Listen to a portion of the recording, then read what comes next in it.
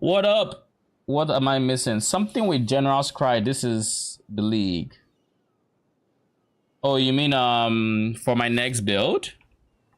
General's Cry, General's Cry. How's everybody doing? I have updates about the build. We are T17 ready, as you may see from the title. We threw our 50 mil shipments and we have been disappointed by it. Sadly, it is what it is. You don't always get lucky. I can actually pull up the screenshot if I can find it. But anyways, we've made a bunch of different a bunch of progress. We have, well, let me find the screenshot first and I'll go through everything else that we have done over the weekend.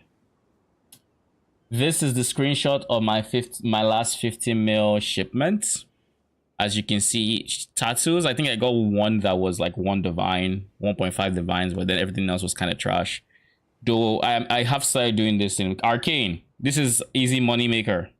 Whenever you have excess tattoos you're not using that on a trash tier, you can just sell them to the vendor for 3 to 1 and you have a chance of getting the same type. So for example, Rangokuri Turtle is anti-crit. It is blue. But if you get the Rangokuri's Karui on reds, you can sell them at a 3 to 1 ratio and potentially get the expensive one. So that's just something you can do to get through your low money tattoos. But yeah, we basically didn't get much from here. 7 divines, we got unlucky and got 9 exalts instead of them converting. So like it is what it is. Then we crafted a new weapon. This time we recombined. Where is it? These are the 2 weapons we recombined to get our AG's current weapon. These 2 right here. 2 stash tabs full. I haven't touched. Haven't even sold expensive ones. Yeah, I just whenever they pop up on Wealthy Exile, I just sell them on currency exchange. That's how I've treated it. But yeah, I crafted these with attack speed and until I got chaos dots, then attack speed damage over time. I kind of messed up here with my prefixes. I shouldn't have done this. I should have just left like 1 crafted prefix. 1 crafted, I mean suffix.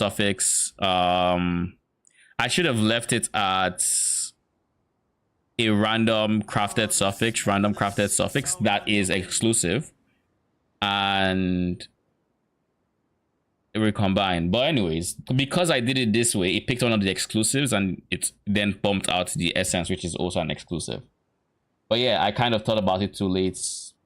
Technically no, I knew about it and I planned around it. Then I forgot when I had farmed up the currency I wanted to have for the weapon. But anyways, this is the final weapon. I reforged attack speed to get attack speed back. Bench crafted poison on hit so we could drop a ghastly eye jewel with poison and then focus on like accuracy on that one or something. Just mess around with with not getting chance of poison, because then we can really get extra DPS and whatnot without breaking the bank on that one jewel. Then we also got accuracy increased phase, which was nice. We got T1 chaos damage. Fun fact, and I did change it in the guide, the only flat chaos damage on the weapon is T1. There is no T2, T3, T4. It's just T1. So reforging chaos is goated because you have a 1 in, I think it's like 1 in 3, because you can get level of socketed chaos gems, 1 other level chaos, whatever, and then you can get flat chaos. But if you get flat chaos, it's guaranteed to be T1.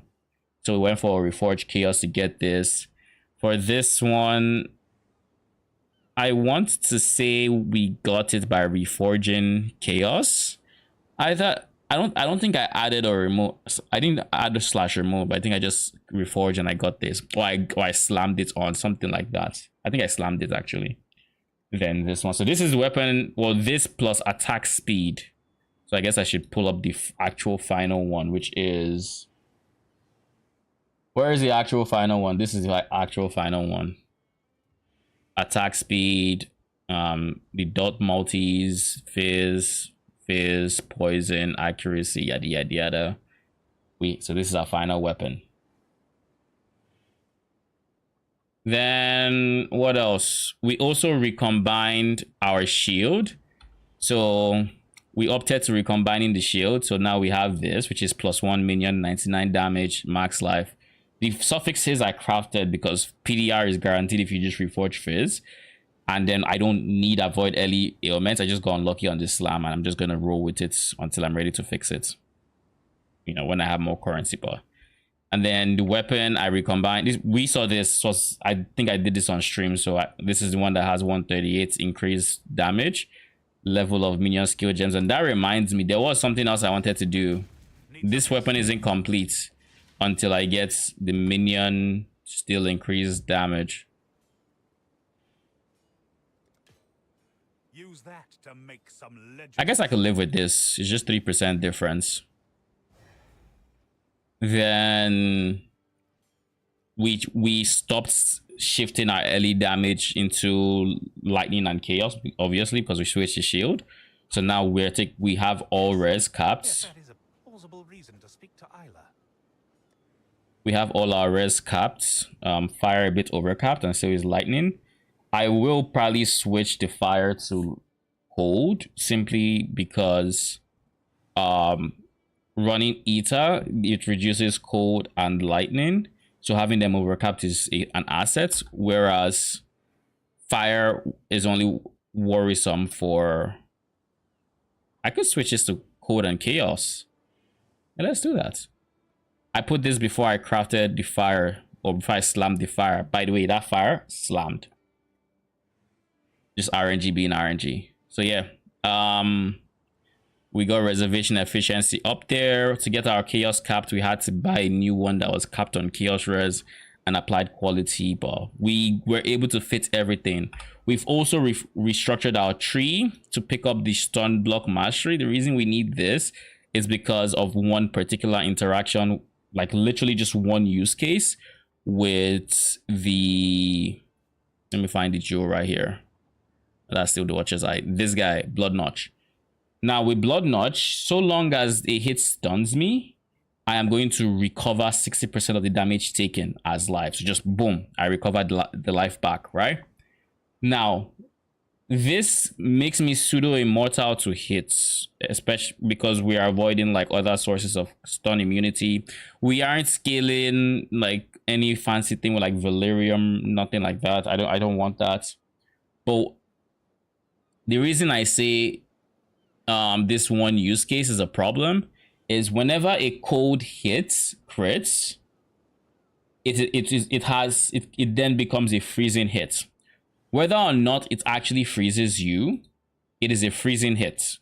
Now the problem is a hit cannot be freezing. With the way PoE works, this is probably a bug. It might be fixed in the future. Who knows? It just works this way right now. A hit cannot be freezing and stunning at the same time. So if the moment it becomes a freezing hit, it no longer stuns, and as such, it no longer activates Blood Notch, and we no longer get the recovery. So with this mastery right here, so long as you've been stunned recently, which is in the past 4 seconds, you become crit immune. Now we still scale reduce damage from crits in case the first hit that, the first hit in the past 4 seconds is a crit. We don't want to get folded, so we're still at 95% crit immunity or reduced damage from crits. However, so long as it's not that first hit and we have been stunned, it should never be a crit. And if it's not a crit, it can't be a freezing hit, and as such, we should always have Blood Notch. So that is the TLDR. I think it also kind of, I don't know if this applies to blocks as well, but this is and of course when I get stunned, I just regen life, which is also really nice. So I haven't actually played the build since I reworked the tree to look like this. I probably should, but we're going to be experiencing it firsthand. I had played the build with the Blood Notch with this setup. It's just not with this stun. With this, it should be very comfortable, like very comfortable. Because of Blood Notch, we are also able to run with the Eta node that has reduced recovery rate of life. We can run that. So that also just feels good. So now there is no like, it's obviously not ideal, but we can run it. So there's no modifier that we can't run on Eta at least. Now on the map mods, there are still modifiers we don't want. Minus all res, yada yada. We don't want stuff like that. We still don't want reduced recovery rate of ES or mana, yada yada. We're using ES as this. So if we take cannot regen ES, it's a problem because then we can't cast anything unless we deactivate precision. We don't want that. Right now we'll clear a map real quick. Heads up, we're using gold flask instead of, like, the alternative would be basalt, and instead of Defiance of Destiny, we're using Itinerary just because I want more gold. I like gold. But even in this form, in this pseudo MF form, we're still very, very not immortal, but we are very tanky. It's hard to kill us pretty much. And that is the TLDR of the changes I think I have made since. Yeah, that's the TLDR, nothing else. Oh yeah, one more change. I switched my helmets, my Aegis helmets, from being Crown of the Tyrant to Mask of the Stitch Demon. This way he always has regen. As you can see, he doesn't have ES anymore.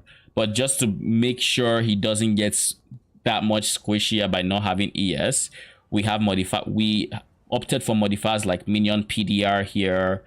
We also switch to purity of elements. That's on that change we made. But because of us switching to purity of elements, he is now ailment immune, as well as the fact that he now has more PDR. He doesn't need the early res anymore because he will always be overcapped. So we have switched to more PDR from here. There's a lot we've done. So we've gained a ton of damage. We've also gotten the flask wheel here. I wasn't going to initially, but I just opted into it because it's more uptime on Progenesis, and it makes having players have reduced flask effects less of an issue when I roll it on maps. So yeah, so basically that's the TLDR. I want to show you guys what the map looks like. I don't know what modifiers we have, but let's see. Yo, Flower with 11 mil DPS, congratulations. Upgraded your jewels, love to see it. How you doing? Welcome. We are making upgrades also. I just went through all the upgrades we've made. What are the modifiers on this map? I don't care about this. Ay. This is not good. Why is my rejects not covering hexproof?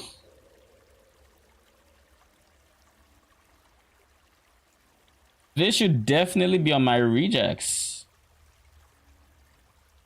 You know what? I'm going to try something. Oh, okay. I don't care about hexproof then.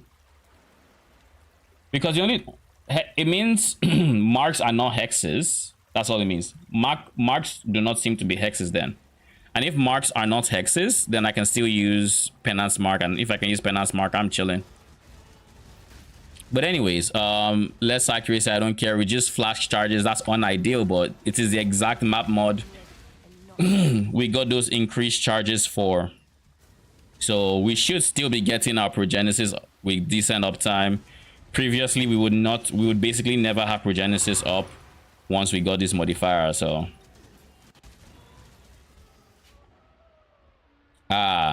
The one thing, ice. I don't understand why Ice Nova steadily kills me. It actually consistently kills me, blows my mind. It makes me think I should read about strong boxes and their Ice Novas. Because, fun fact, I don't die to DD on the boxes, but I die to the Ice Nova. It is the weirdest thing ever. But yeah, this is what the clear just looks like on fucking Ice Nova. You know what? We're going to actually read this thing. We're going to read it. I do not understand it. PoE strong box Ice Nova. I'm hoping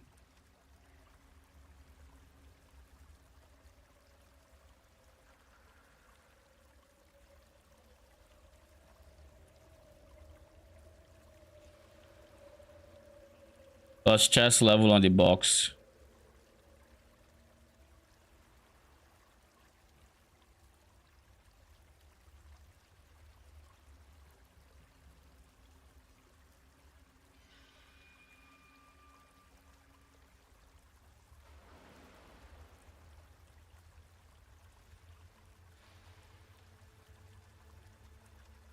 So people just have issues with Ice Nova. Is that what I'm seeing? Is there a post recently? Yeah, this guy. Let's look here.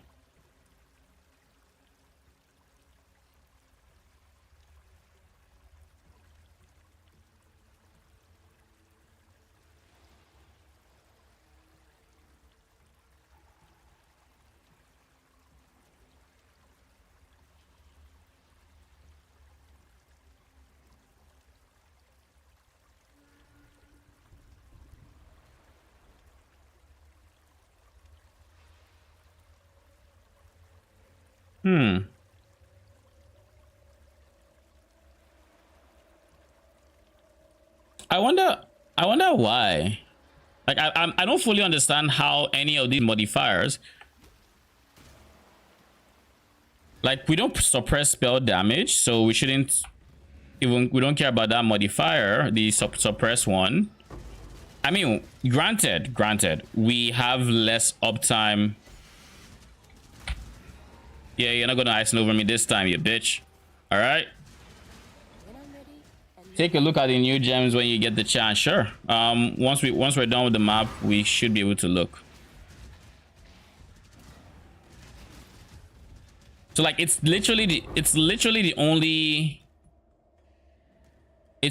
only modifier that I care about. DD, I still move away from DD because I don't recommend you letting your AG tank it, but the AG has no issues tanking it. I mean, I can show it next time I run into one on a map that doesn't nerf my flasks. I mean, even this one maybe. Right now, I'm actually quite curious as to how much uptime I'm gonna get from the Progenesis, because I know how bad it used to be, and I can. Oh, cool! The game is trying to kill me. Imagine if that was Ice Nova, I'd be dead now. But yeah, Ice Nova in particular, I was hoping to solve with the freezing hits thing, but I also understand that it's not like I have been crit recently. I haven't been crit recently, so I'm not immune to the stun. And because I'm not immune to the stun, by the way, that's the less recovery with endurance charges, so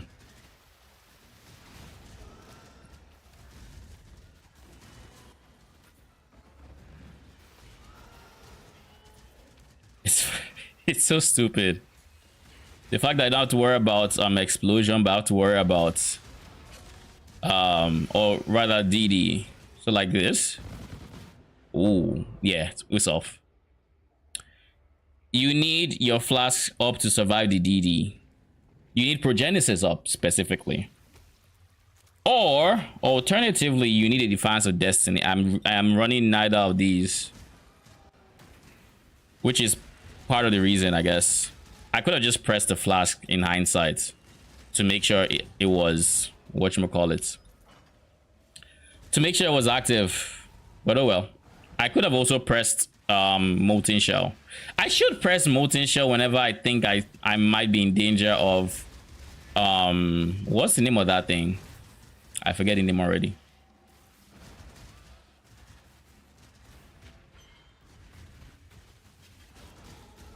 Maybe I should.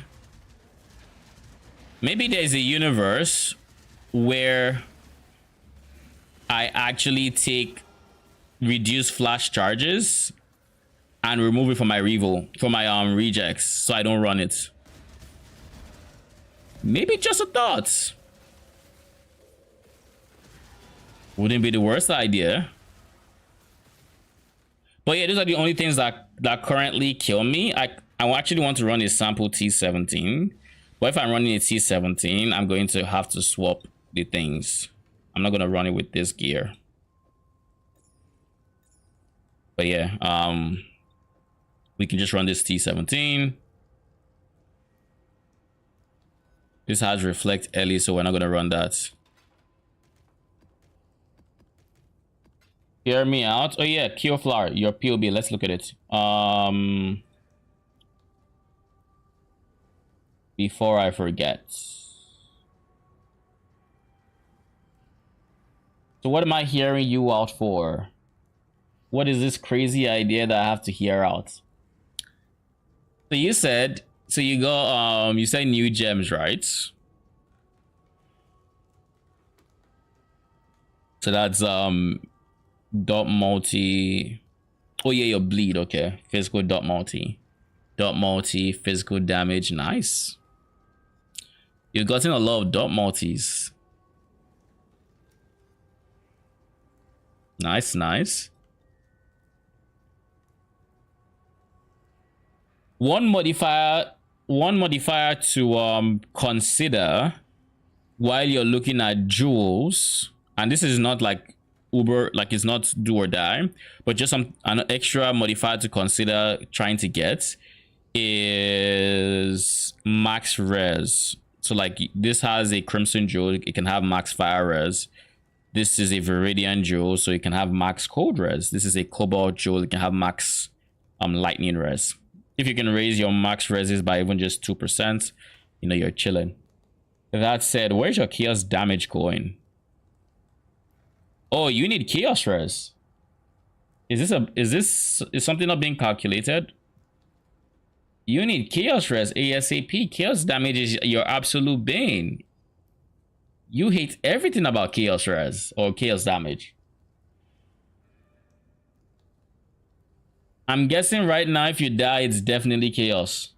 You cannot run a poison on hit map with this chaos res. Yeah, that should be a fix. You don't have to get to.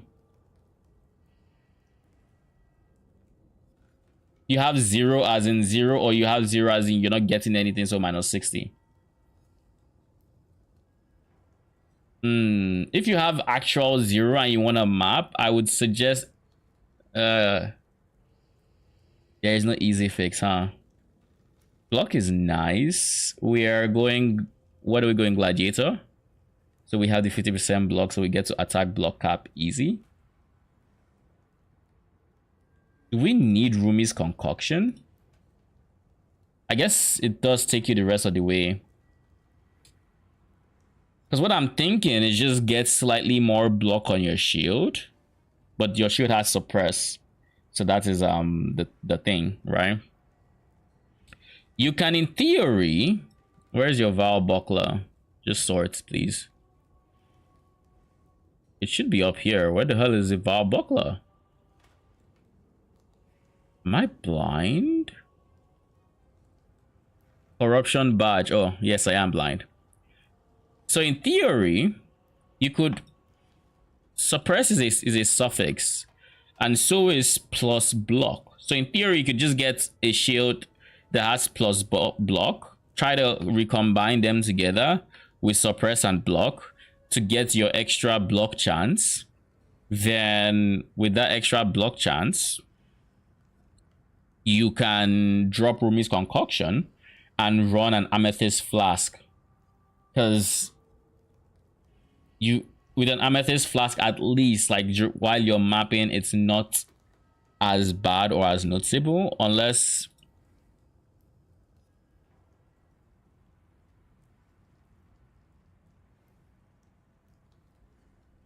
because yeah, 5k chaos max, it means every chaos, all the chaos damage you run into kills you. Everything. You could ID the boxes and then pre-pop Ponty Shell. Nah, I'm good. Nah, I'm good. If I die, I die. It is what it is. It is what it is. I just have to play safer. Like, I don't even need to read the thing. I just dash away. I would rather not run recovery rate of life. I also don't want to run volatile cores. Like there is not a single piece of my being that wants volatile cores. Fizz as extra chaos, Fizz as extra lightning. That's also spicy. With early weakness, I get cold rest down to 76, so it's still capped, but barely. I can live with that so long as it doesn't scale with map effect, which I feel like it does. Could be wrong, but I think it, like I said, I was gonna do this. Code and chaos.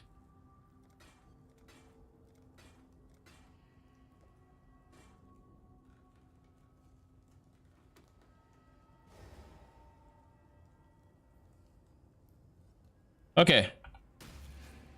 So yeah. Now our res are a lot more balanced, so we can live with this.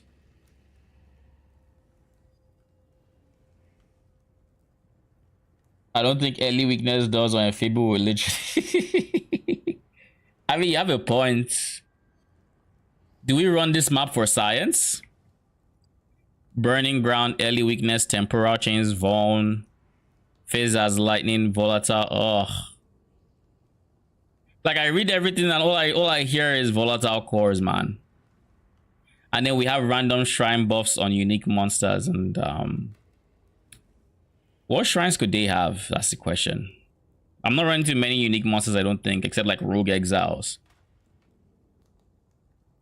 Do we run this for science? I hate cores. Skip the cores for sure. No, yeah, okay. Because like cores are not fun. Runes of Searing Exarch, I do not like that, and I'm not going to run that. Anything that even for a second disables the regen on my AG, I will not run. So I'm not going to run Serious Awakener's Desolation. I am not going to run Searing Exarch runes. Those two things disable regen, and even if it's for a slight second, I say no. Players have less defenses, so I just have less armor and less, and then petrification statues to freeze my minions. I'm good. You got it. Runes, we move. Max res, no. No damage, no. Synthesis, I don't care. Impale. Petrification statues again. And then Conk Ground for the boss, just for extra regen, because why not? Volatile cores, no. Shaper touch. Cannot regen, yes. No, we move. Chance to block A, no. Totem before I can live with this. I don't have totems. Monsters gain phase as extra chaos. Unideal, but that's fine. Players are targeted by meteor. I'm good. Thank you very much. Pen, frenzy. I can live with this. Your T17 map modifiers are wild. I'll say that much. Drop this one there. But yeah, volatile cores are what I would say are probably one of the least balanced T17 mods. It takes so much effort to run them.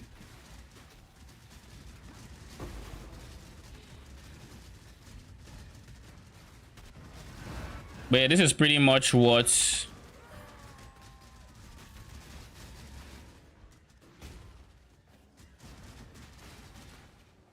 in theory we should also incorporate some recoup to handle the degen portion of the hits and whatnot, but I don't want blood nut should be a major part of my defense. Like it is, but I don't want it to be the whole defense. And if I were to do that, I would have to like sacrifice defensive layers for it. I'm not willing to do it, so you know. Keep in mind I'm also missing some core damage.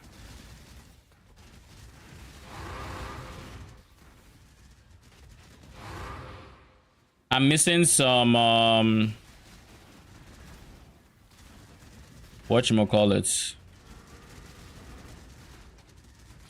I'm missing some core damage nodes on my tree to accommodate for the changes I made today. So not everything is. So yeah, this is what the bossing looks like, I guess. T17 What does she have? She has plus to chaos rare. She has max life as extra ES. Max life as extra ES should not be too much of an issue. But the reason it is we kind of do elemental damage which procs poison. So like our poison is still gonna do good damage. Oh wait, we're losing swords. I should focus on this. You want to make sure that you're killing the things on the side, just to make sure you never run out of swords.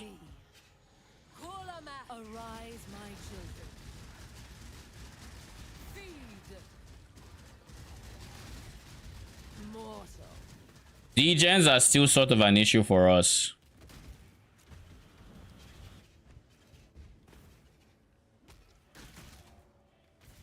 Give your soul to me.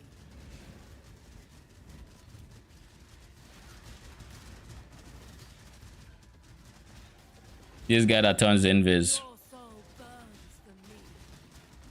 Give your soul to me. We ate. I didn't want to eat the slam, but we did. I was even trying to find out if I could eat it.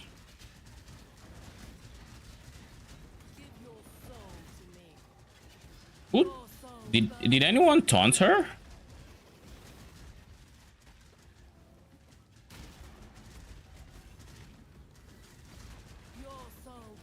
Yo, are you not gonna phase? Oh wait, you're still alive? Yeah, still alive. I was like, yo, are you not gonna phase?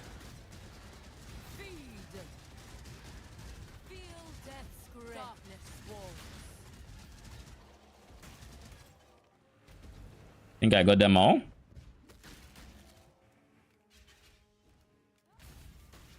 Give your soul to me. Your soul burns for me.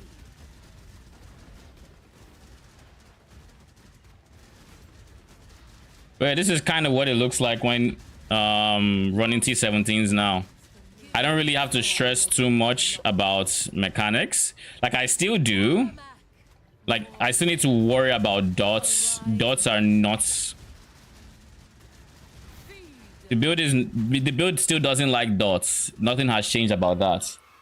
But it's a lot more comfortable. Really, synthesis. Why synthesis? Just give me realities. You know that's where it's at. Ho ho ho!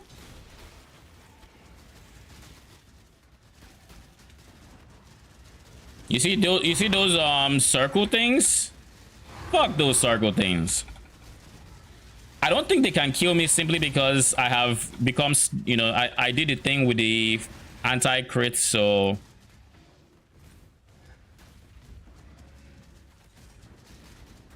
I did that thing.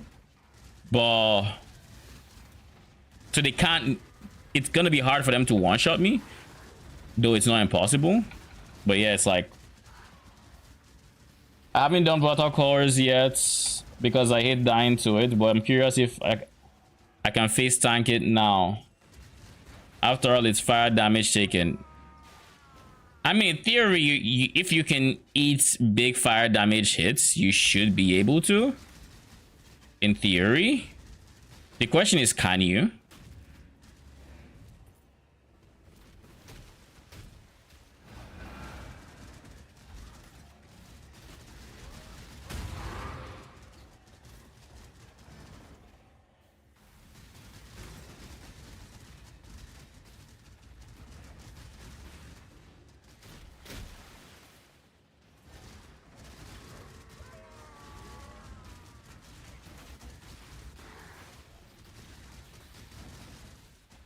I hate dying to it so much. I don't even want to burn the map to test. Lol. I mean, I can't blame you. It's one of the most annoying things because, like, you know how I was running. You know how I was running on what's it called? Harvests. Yeah, I think I've said this story before, but during the harvest, this was the volatile core map, so you can imagine. So yeah, it's a volatile core map, and we're running harvest. You know, the yellow boss has the phase where he completely slows you down. So he completely slowed me down, and I think a rare had just died or something. So the volatile core came, and there was absolutely nothing I could do, like literally nothing I could do to stop myself from dying. Like genuinely nothing.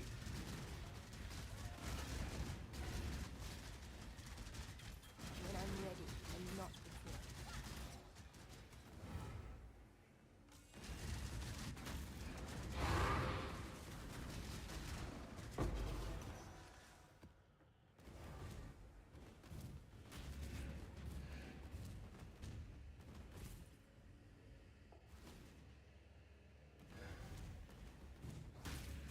You know, in reality, I should probably be cursing a whole lot more than I currently am. Just for clear speed. Life is short, deal with it. Like, I genuinely only curse when I think I need summons, which is not the most correct way to play when you have plus a negative chaos res or plus chaos res on the enemies. You want to lower their chaos res as much as possible.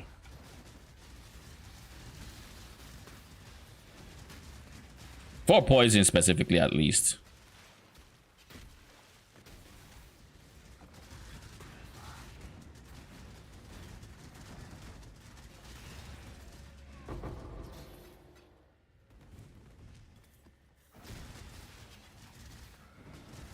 But yeah, like I said, this build is now actually comfortable in T17s. Strong boxes are of course one of the few things that will kill me with Ice Nova. Maybe with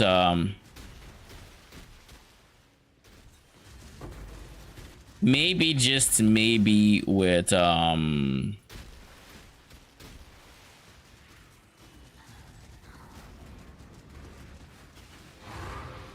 love that Rogue Exile keeping me trapped too. I love it.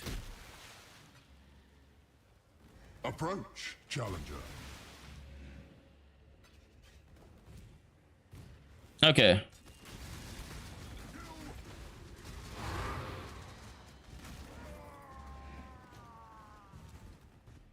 Bruh.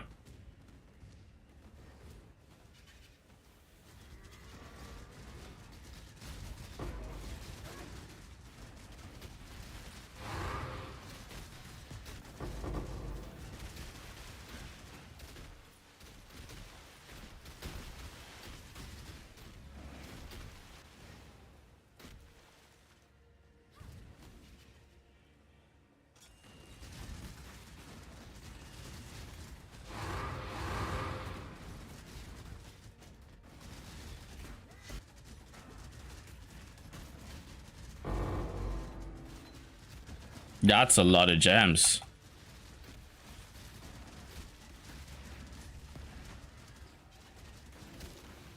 Great. Keep me in place longer. Again? When I'm ready and not before. Can we just agree that there should only be one version of a Rogue Exile out on the map at the same time?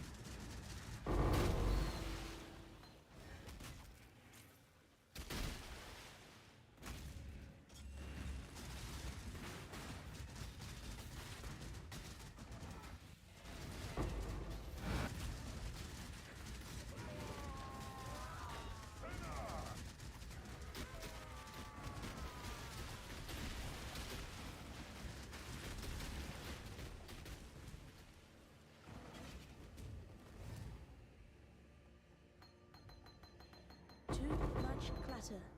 Oh god. Okay.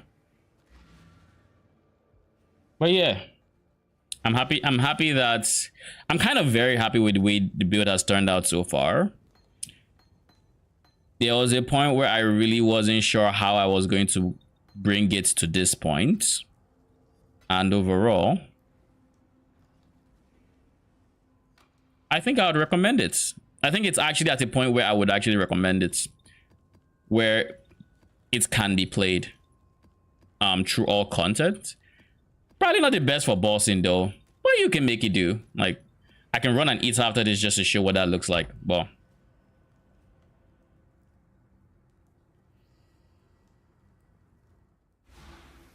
it's probably not the best at bossing simply because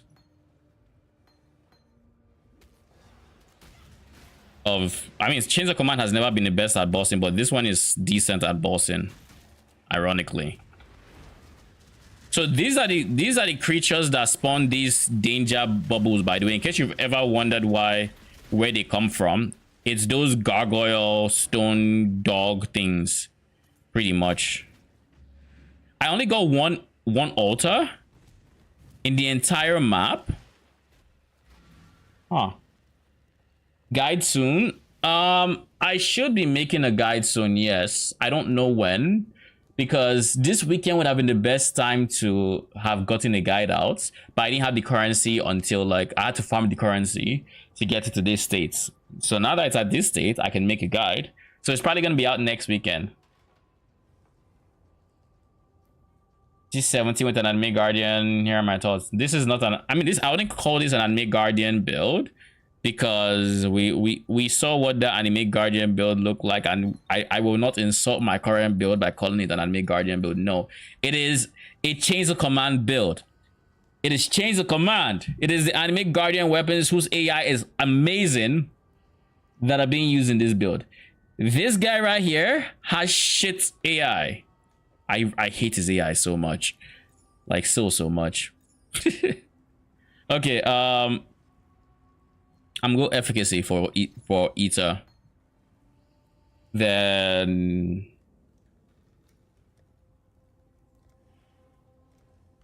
should I try Uber bossing with him? I don't know how I feel about Uber Eater. I think Uber Eater should honestly be fine. The ones that scare me are literally the Sirius. I would never do Sirius or Exarch. Oh, is this the wrong guy? This is the wrong guy.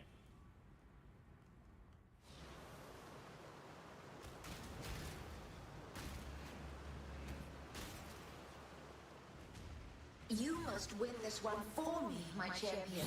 Foolish maiden, come to feed me, champion. When I'm ready, and not before. Melt. Hunger.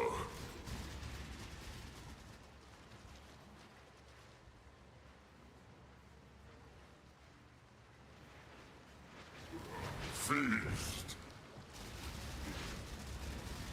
Kill him! Until the others are Just because I could, I wanted to see if I could eat his slam. And I did. Though I turned on Progenesis. Maybe I should have tried seeing if I could do it without Progenesis, but where's the fun in that? No! No! No! Bro, what the fuck? Get me out of here. What in the spaghetti code is that? Why is it being so slow to recede? Get the fuck out! I'm trying to leave. If Anime Guardian dies, Chains of Command is just an MTX. That's why he's not gonna die. Because if AG dies, then, I mean, there's no AG to do AG builds either, when you think about it. Eldritch. That's the one. So we do Eater Worlds. I can do Polaric Invitation. I can do Guardian maps.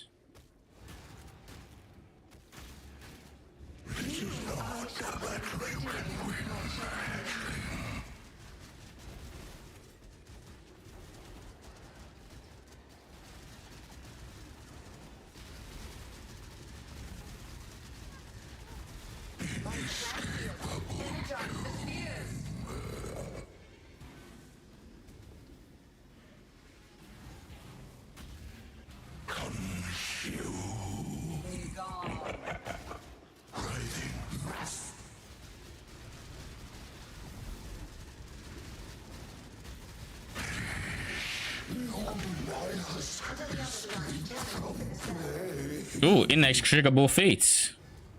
I'll take it. But yeah, I have no complaints about this. I do have Uneto and the more defensive one, and I don't know what to recommend in the guide. I would say these are two different amulets with two different strengths. All you have to do is make sure you don't need rest that the other one doesn't provide. So like, for example, I can run either one of these and I still have capped res. Like, that's really the only requirement. Whenever I'm doing content that just requires me to have more DPS, I run Unetos and it's pretty chill. Whenever I'm running content that requires more, what do you call it, more damage, I run Unetos. So it's a by the person recommendation, I think. And I think I'll keep it that way. If you like damage, go this one with efficacy. If you like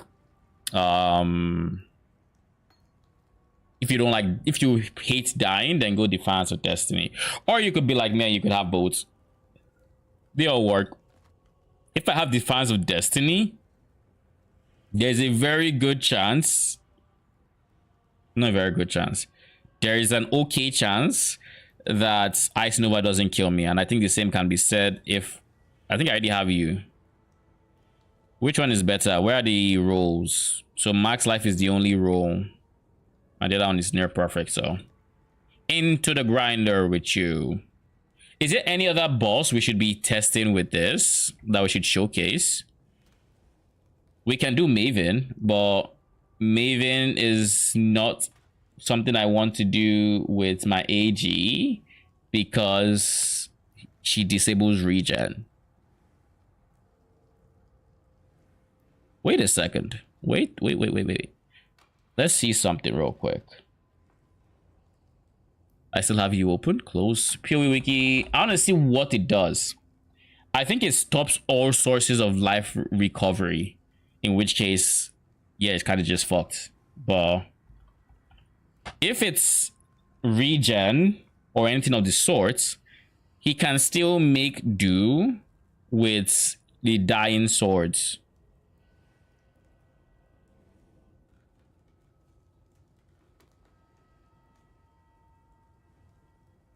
But I have a very strong feeling it's the swords are not going to counter it. Where is it?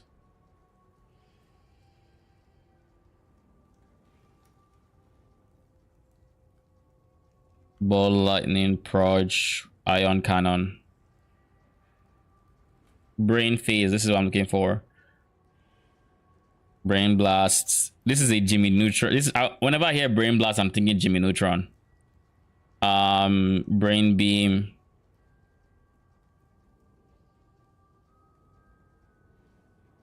Okay, prevents all recovery. So yeah, yeah, there's just no way AG, like AG is not gonna die off of that, but if his regen gets disabled and he eats any amount of damage, that's kind of GG. And I can't really control him because he's just going to run to attack, and I can't blame him because I want him to do that because he applies temporal chains. But it's like, when in that last phase, when the thing is moving back and forth, he just can't do it. Maven is a boss I would stay away. So Maven, Exarch, Sirius, no, I would stay clear of them with AG. So that leaves Exarch, who has ball phase.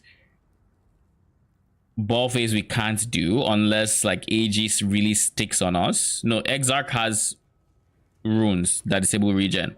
No Exarch. So Exarch is gone. Sirius and Maven are gone. Who's left? Shaper is there. We can do Shaper. Yeah, we can do Shaper. We can do Elder. We can do Shaper, Elder, Eater,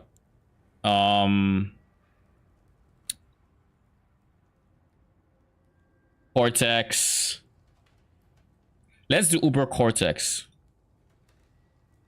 Game has been throwing synthesizing invitations at me. I might as well use them. Control F regen? Lol. Do you mean with the Maven? Because, I mean, yeah. Only thing you can do to regen with him at that point is Alt F4. Just get the fuck out. Do you think stuff like Exarch should count for minions? No, I don't think they should, but do they? Yes, they do. Like, should they and do they are two very different things.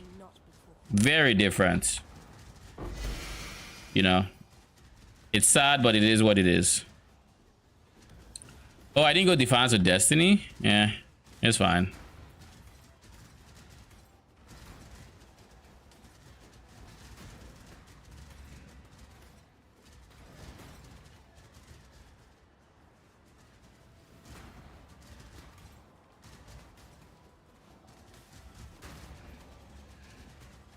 That seems so problematic. Oh, it is.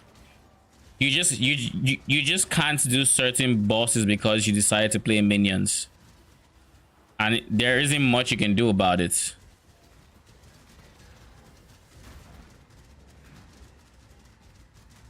Am I still running item? Oh, I am running item rarity.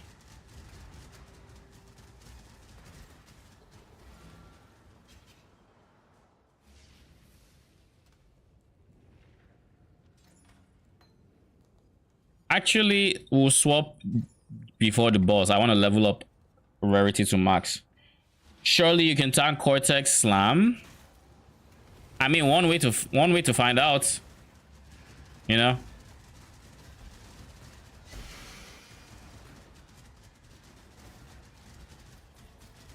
We need to level up the gem before we get into this fight.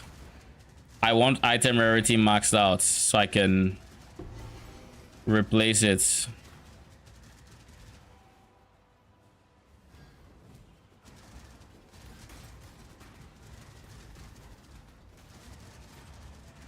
There we go.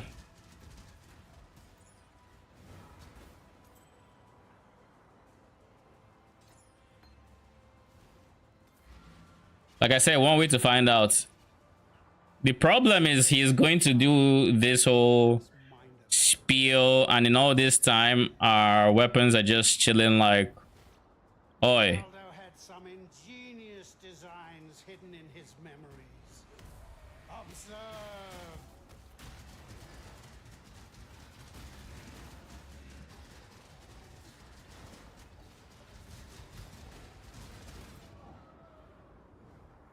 Huh?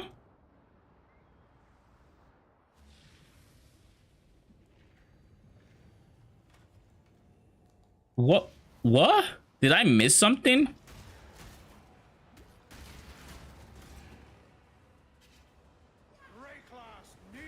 I may have missed something someone else did. We'll see.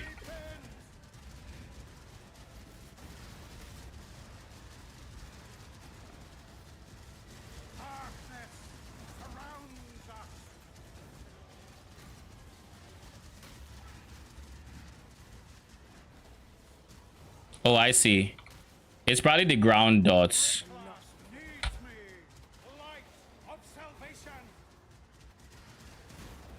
So he just kills all these swords, which is a bit problematic, I guess.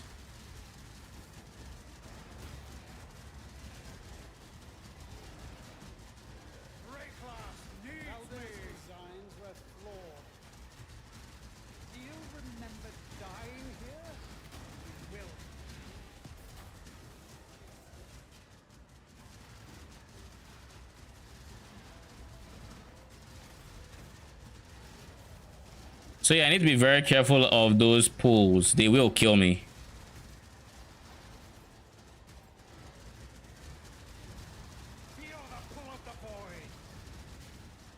We're gonna eat it.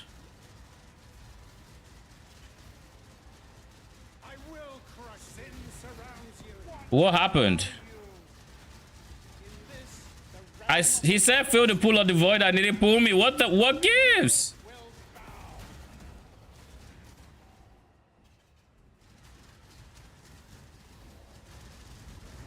Do you not want me to fill the pool of the void?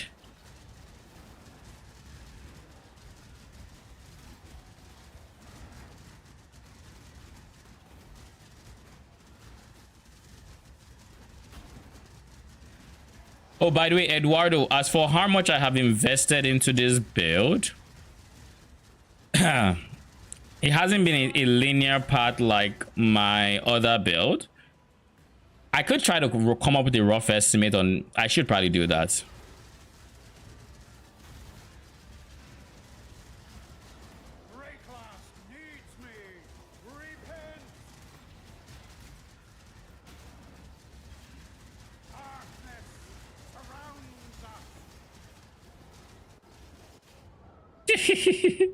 I stood in the exact worst place I could have.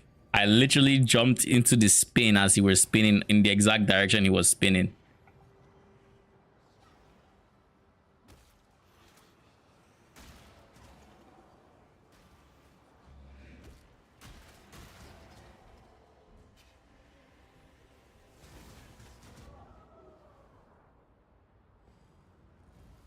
Oh, there's something here I didn't... I shouldn't have walked through there. I didn't even know that was a thing, to be honest.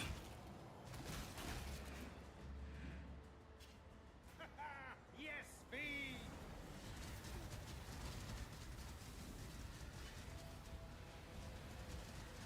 Obliterate sin. Is it just me or... These are all mechanics I'm not familiar with, okay? This time we're actually gonna get swords from elsewhere. I don't want to ramp up in there.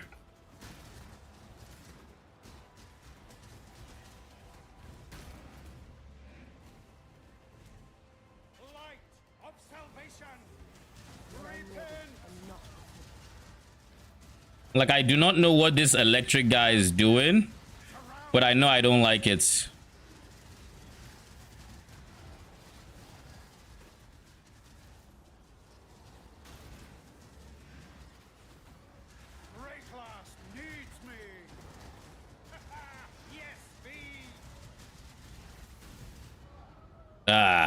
Yeah, all right. This is the only fight I would say it's probably worth investing into this. So like increased recovery rates would be nice, debuffs, and then just the reduced damage taken from dots. But yeah, this is not a bossing build. The ramp up time is a bit dicey.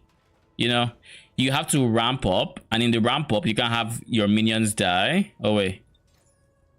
You can have your minions die on you in the ramp up, otherwise you're left without damage, and you just kind of have to wait. And if they, and of course you can still get more as in the ramp up, but then, you know, you could in theory keep doing the same thing over and over again, which is trying to just manage to get some swords out. The solution to this would be Blessed Rebirths. Blessed Rebirth would solve that particular issue. But I don't like the idea of Blessed Rebirths because of one reason and one reason alone. Currently, minion deaths are fuel for keeping my AG alive. He has a lot of regen from Mask, but nevertheless, that is just extra regen / recovery. So if he were to take a big hit, what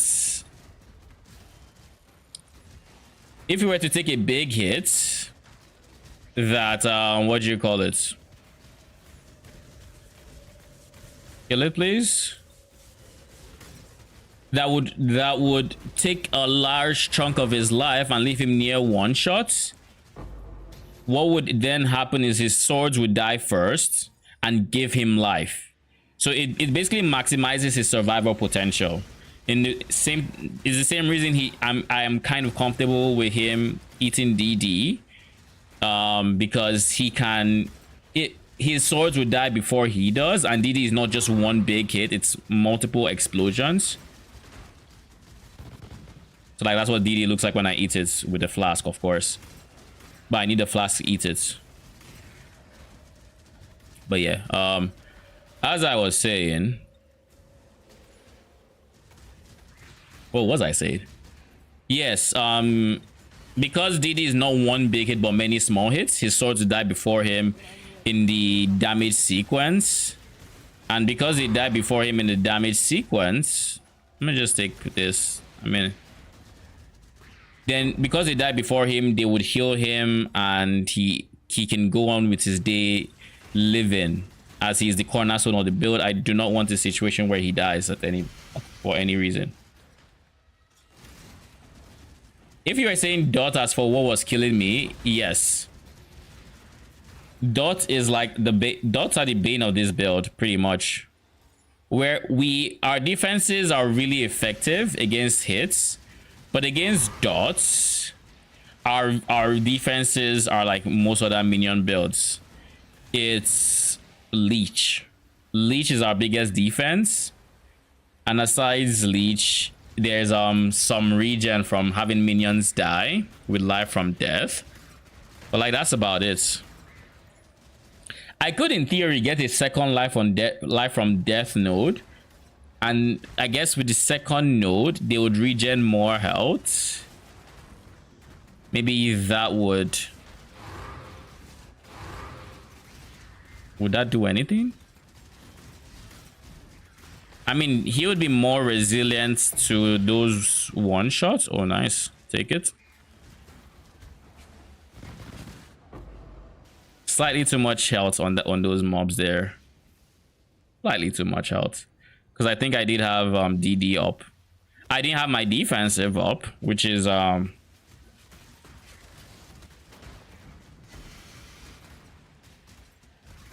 yeah, in reality, you shouldn't be trying to eat DD. It's not smart. You never know when you're going to run into a pack or a set of. It needs more DPS. Nah, I think he has enough DPS. It's not a single target build, if that's what you're asking. It's chains of command with the very nature of the build makes it not good for single targets.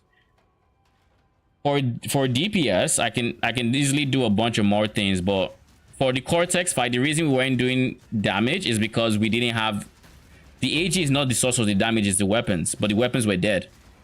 It's like needing SRS, but SRS are dead. You're not going to do damage regardless of how much damage you have on your build. And to get to this level of tankiness, you know, DPS had to be dropped. But with this version of the build, we can farm T17s pretty chill. Like when we ran the T17 earlier in the stream, we didn't die. It was actually a deathless T17, which is not easy to come by on like chains of command, I would say. So is this meta? By no means. You know, this is the kind of build you play because you want to, or you just really like comfortable mapping. But it's not a build that's for everybody. If not for anything, the single fact that having your AG be the cornerstone of this build means if he dies, you basically don't have a build. Means like it's not even league startable.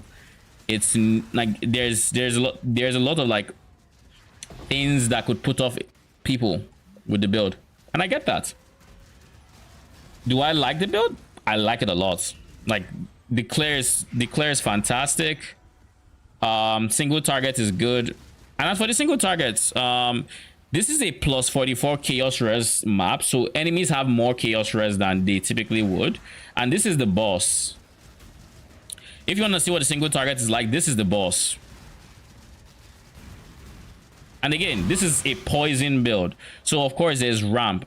And being a poison chains of command build means there's even more ramp than the average minion build, because you have to ramp up your swords first, and then they have to ramp up the poison. So right now this character we're seeing has upwards of 15-16 mil DPS, which is enough for most content. It's just at its core, the build is not designed to be a bosser. If I wanted it to be a bosser, I would have made certain changes to, I guess, this tree overall. It would be squishier because as it stands, I think the boss mechanics that would kill it, I think still kill it. but it doesn't have like, but then it sacrifices. Oh look, we survived the Ice Nova. Screw Ice Nova. I do think we survived the Ice Nova because I had Progenesis up. I think that's why.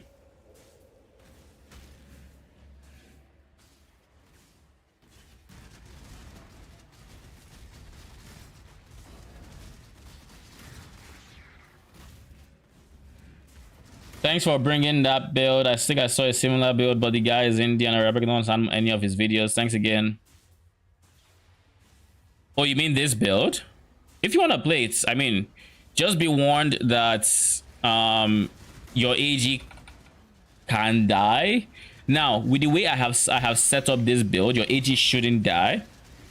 I've only lost my AG once, and that was on a very different setup. And the reason he died has been fixed, right? So it's been iterated on. He in theory shouldn't die unless like he gets really one shot. He can eat the strong boxes, detonate dead. He can eat the really big damage abilities that would typically kill AGs. He can eat it. The only thing that can kill him is if you can get very unlucky and get a modifier. You know what? Maybe I should just invest in some more recoup. Maybe that's what I should do. If I want to feel tankier, I can invest in more recoup. I don't need to though. I don't need to.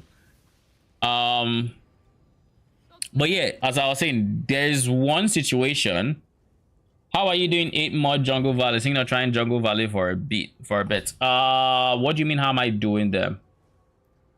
I'm farming 8 more Jungle Valleys to sell, but I'm not running them myself. I personally don't like Jungle Valley all that much. I don't think it's the best for my build, because I would say I don't think it's the best for my build for one simple reason. My build loves explosions, and Jungle Valley is a big space. So the explode is decent, like it happens, and your clear speed is decent, but it's not nearly as fast. It's not as fast as it is in it's not as fast as it is in Toxic Sewers because of how clumped up the enemies are. You just pop them and everything's dead. If I were to go Jungle Valley, I have to run Meat Shield. Or, yeah, Fresh Meat rather. Not Meat Shield. By the way, this is what it looks like when I actually spec into some damage. So I have Fresh Meat here, so I'm going to do it. Going back to my train of thought, the only situation your AG dies is if you get unlucky and you run into a rare monster that has the modifier. Nearby enemies cannot recover life or ES above 50%. That guy should only affect players, but he affects minions. And because he affects minions, you're gonna, there's a Soul Eater here. Oh, he's dead. This is what the build looks like on a map that doesn't have, on a map that does not have plus the chaos res, and when I'm actually scaling DPS. Because like I said, I was scaling rarity, right? That's why that plus chaos res meant I wasn't going to do much in the way of damage, or as much damage as I would if I just went damage and had decent mods on the map, if that makes sense. But yeah, again, about the modifier, if you run into a mob like that, how you can tell them apart is they would have red circles around their base. It's like a very decently sized red circle.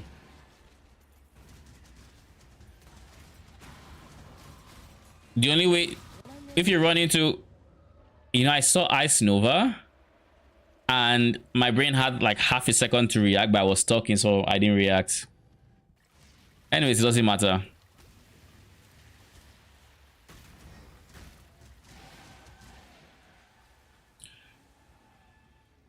Did I just see a Solita mob? Oh, there's multiple. Which means none of you really get good souls. Haha. Bruh. You're gonna pull me back again. What is going on?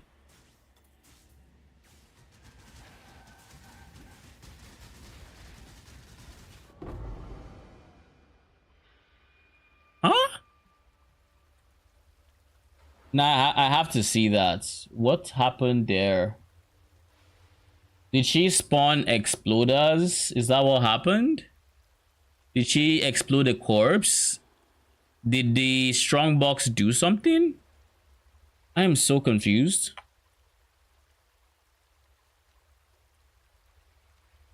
Streamception.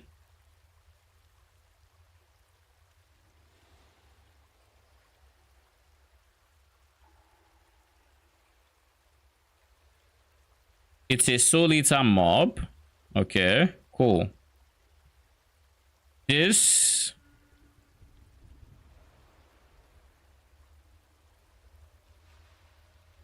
Did you see that red? There is a slight red.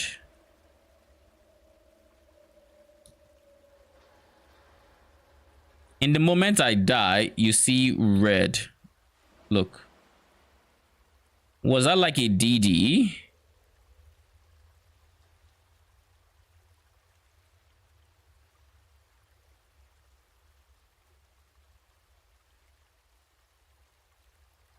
What was that?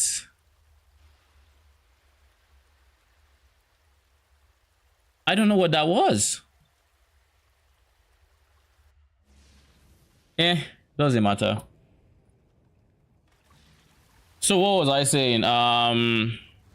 Yeah, that in theory is the only thing that can kill your AG. But the reason he would die is not even that. He's still very tanky. And in theory, he should not die to that. Bruh. No way. You know what happened? It's the Rogue Exile. The Rogue Exile rooted me, I believe. Either that or my mouse wasn't clicking. I don't know what. Oh, I see what happened. Never mind. It's not Rogue Exile. My mouse was hovering on. It was hovering on this, so I couldn't move. That's what happened. At least that's what looks like it happened. Because I'm like, my guy just refused to move. But yeah, that's why. Unlucky. This one box killed me like 3 times, which is ironic too, because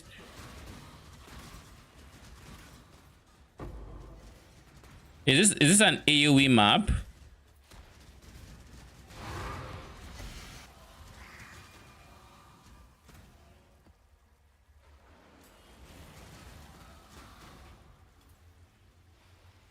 Again?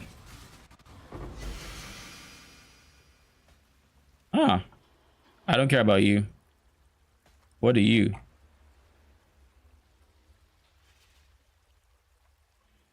Increases and reductions of ES in radius are transferred to apply to armor at 200% of their value.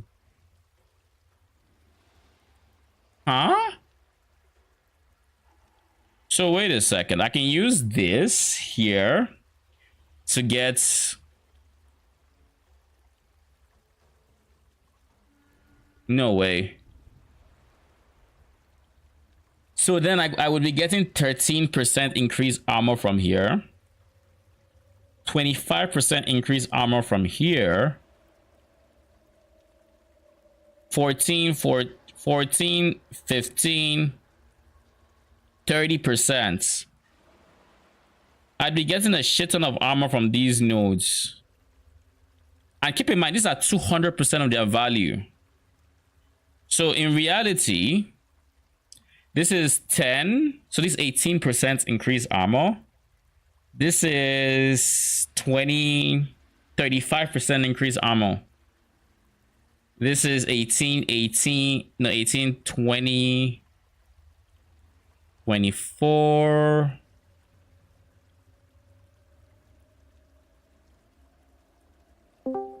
That's 34, 36. No, 34 plus 8 is 42. So this one gem would make it so I get a shit ton of armor from this region. Like a lot of armor. I'll keep it. And this is why I like identifying random gems or jewels.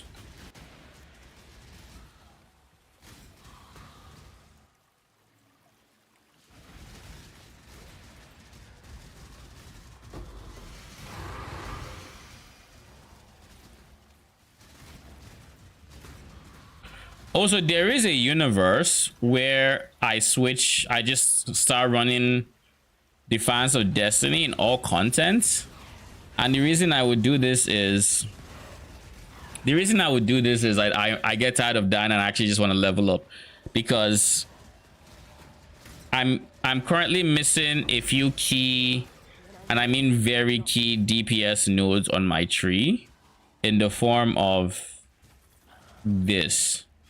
I had to unspec this so I could spec into this. So now I need to regain those nodes, essentially.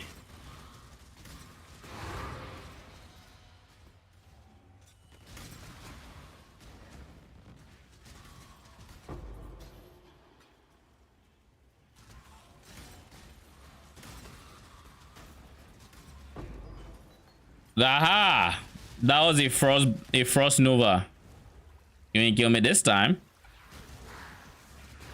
I learned my lesson. Well, to be fair,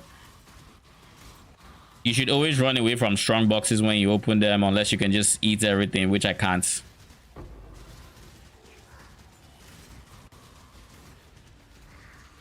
You can never be too safe. So how do I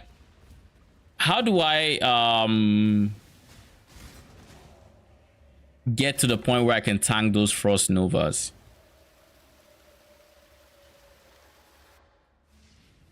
One way to do this would be scaling recoup. There is no easy way to get recoup. This is 4, 8, 20% recoup. This would be the ideal wheel to get for recoup, which would be 6, 12, 30% damage taken, you know, yada yada yada.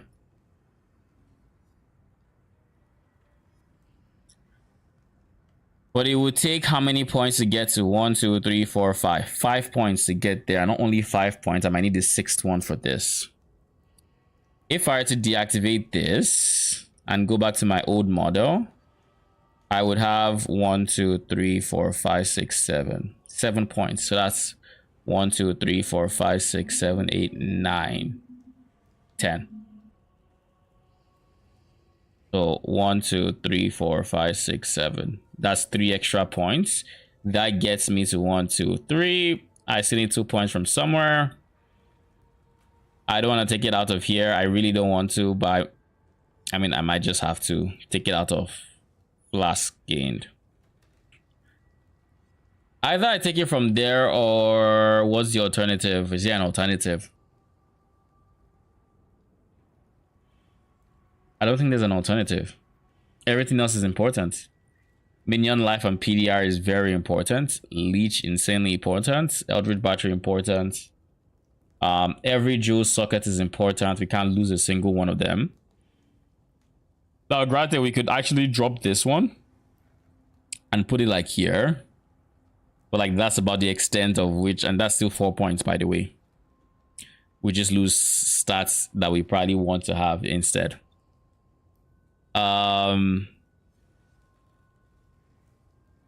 We can't touch here. I would like to put more health, more points into health, to be honest. And I still have this node to take, as well as these nodes to take. One thing I could do is we Amanamus, right? Amanamus is now here. We Amanamus, we're getting 30% dot multi. We could, in theory, drop this guy. This guy has accuracy rating but no poison rating. If I get a woke generosity, that's also one area I need to upgrade. I need to get a woke and awaken generosity. But I get a woke generosity to improve my accuracy. I still need high accuracy though. So I can maybe reforge this one. If I reforge chaos, there's a good chance I get, or there's a decent chance I get poison chance. If I get poison, no guarantees I get life. Now if I reforge life, nah. How would I craft this to get 15% poison? I probably just spend a bit of extra money getting accuracy, get some accuracy and get poison. Spend extra money, but you get those two and maximum life, you're good to go. Then if I do that, I'm able to replace one of these poison gems, potentially drop this jewel socket. I would lose 6% dot multi on the Amanamus, so I'd be losing damage. But then I can get 30% recoup with these 4 points, because 1, 2, basically 4 points gone. 1, 2, 3, 4. I can take the last point from somewhere else. Like let's say I don't take this one. I can't take this one. I find somewhere to take it from in any case. There's probably somewhere I can maybe take the extra points from. Maybe.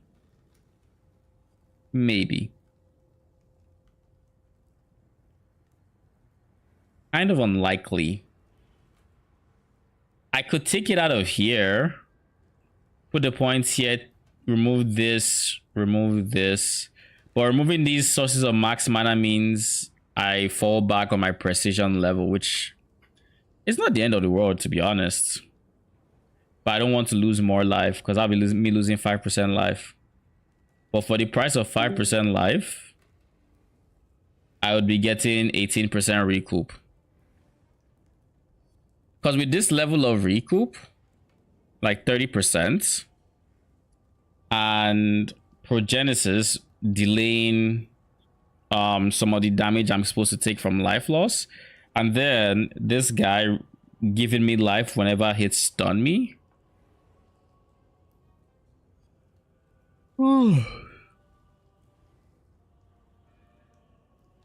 Equals I become very, very, very resilient to hits, and that would also mean the Frost Nova does less damage.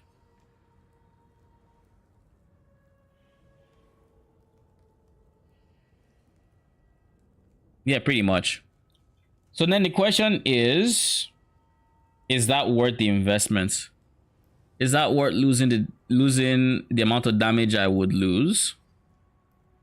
So like, Eduardo, if you're still here, these are the kind of decisions you make when designing the build to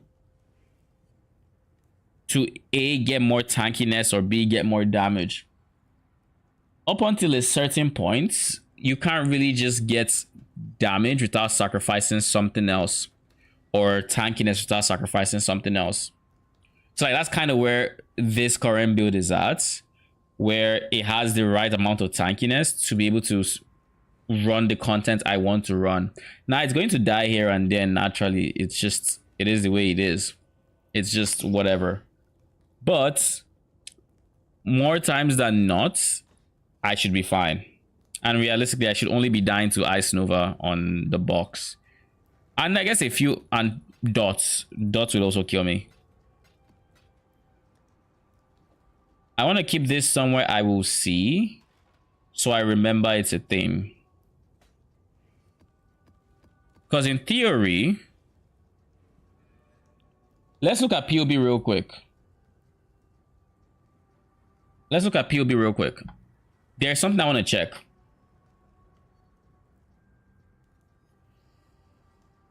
Learning from every drop of content. Well, thank you. I'm happy. I'm happy. I'm able to, you know, give the knowledge I am. I want to see something. What is the name of the jewel I just saw? Energized armor. If I were to use energized armor,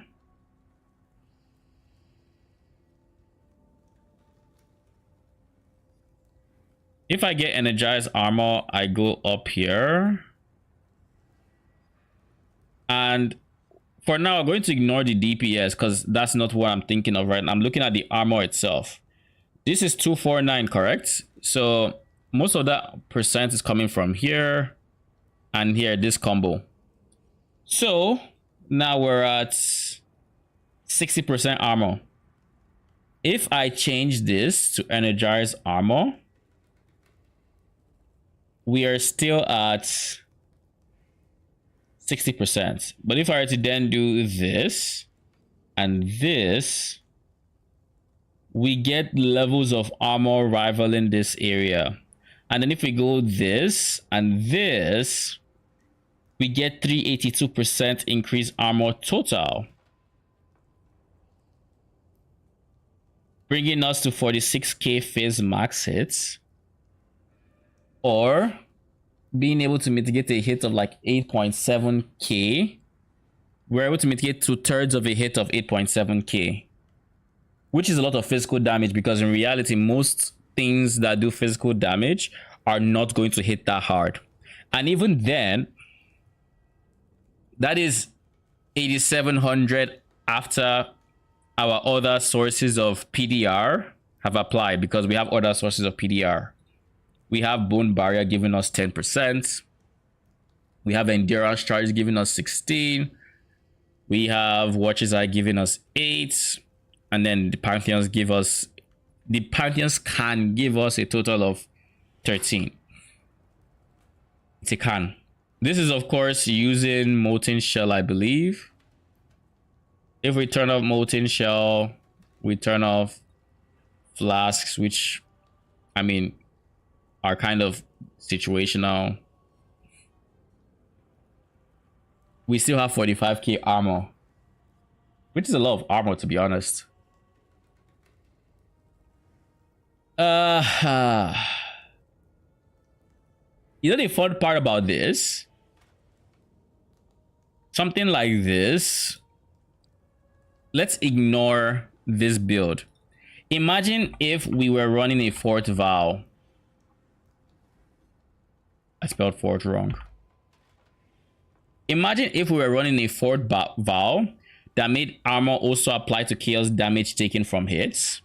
And then we combine this with divine flesh and whatever else to convert all our damage to chaos damage and elemental.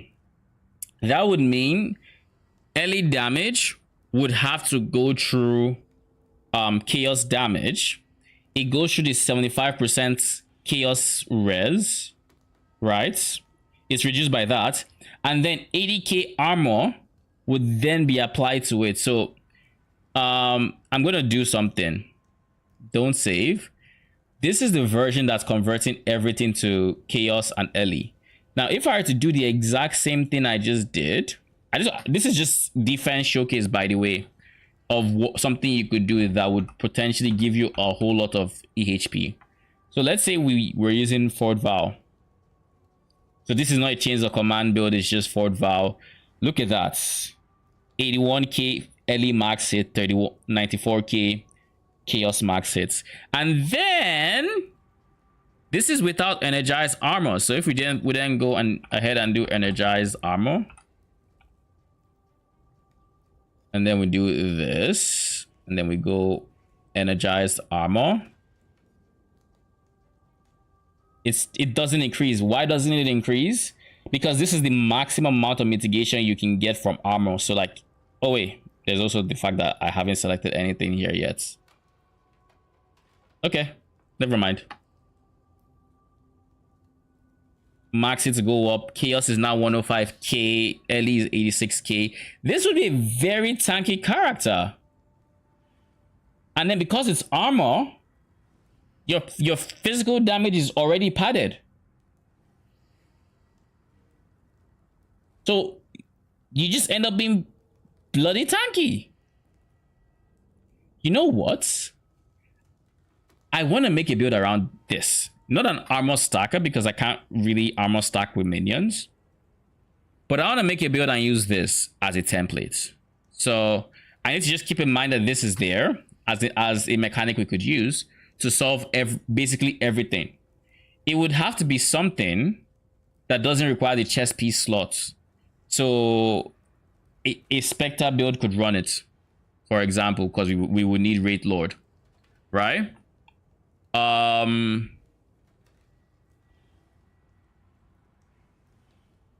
What else could run this build?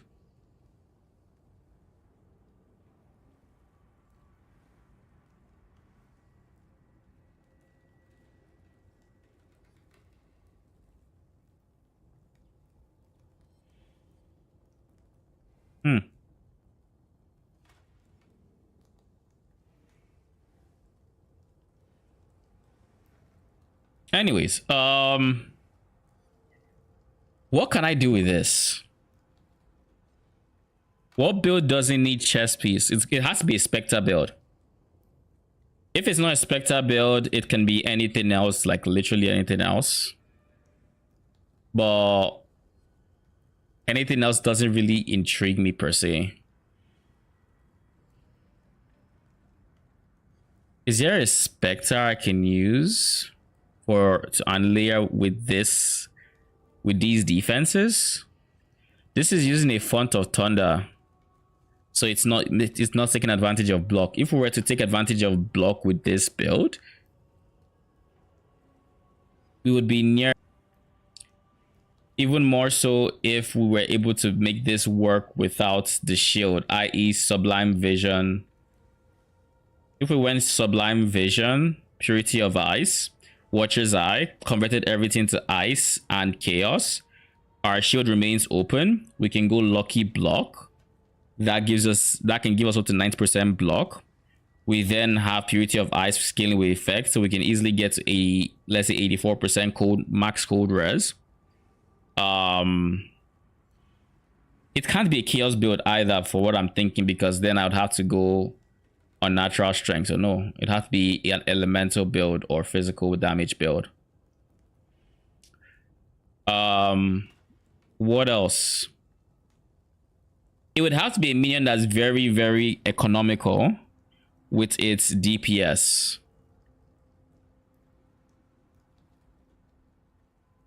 Yes, you will need to be careful for Perfect Serpent Warriors, so they would want to use Unholy Might. They already have good poison chance, and I think Fizz as they already have like chaos convert. They have like Fizz as chaos, or Fizz converted to chaos already, but it's not 100% if I remember correctly. And this applies Wither. Now I think Serpent automatically apply Wither with your hits. I believe this is a thing. I could confirm. Oh god. I'm dropping frames. Can you guys hear me?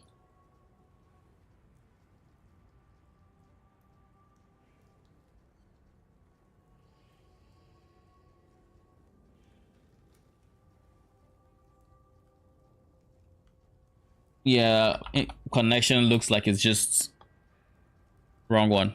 PoE. My internet is being very, very bad right now. Oh lord, it's 0 kbps. Have you fixed yourself? Nope.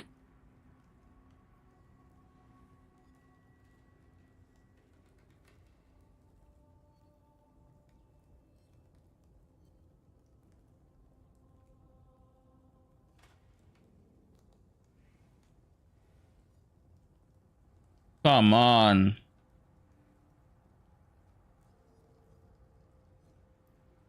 Yo, what gives?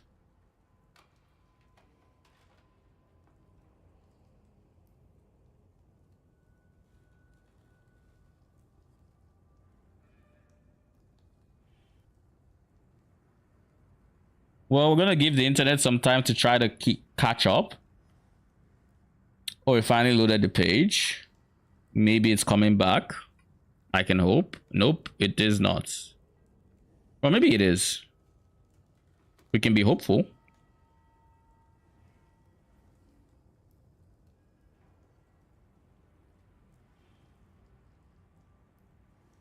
Oh, you can hear me?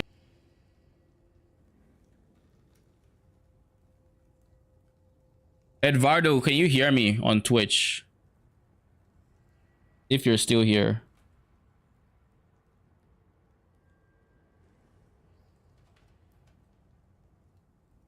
Yo, my connection has just gone to shit all of it. Like literally just poofed. Let me see. Perfect Serpent Warrior. I can also look at Druidic Alchemist, because Druidic Alchemists have a 100% innate chance to poison, I believe. So you don't need to give them poison chance. Cutting in and out. Connection is going back and forward. Okay. So at least we're still live on both platforms. So there's that. I'm going to wait. I'm going to wait until it tries to stabilize. Then I'll talk about the Perfect Serpent Warrior, and while I'm at it, I will also talk about the Druidic Alchemist that Arcane mentioned.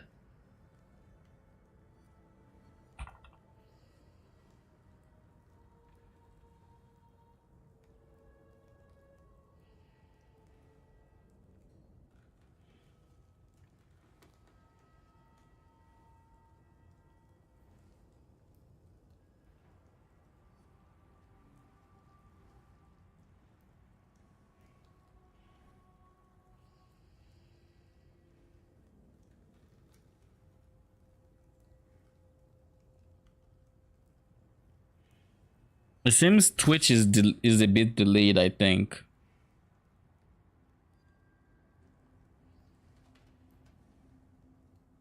What did I just see? Oh, you guys auto wither while you always poison. So I'd have to find the source of wither.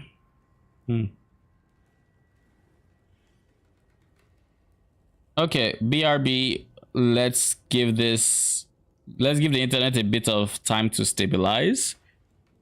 I'll be back in like 2 minutes.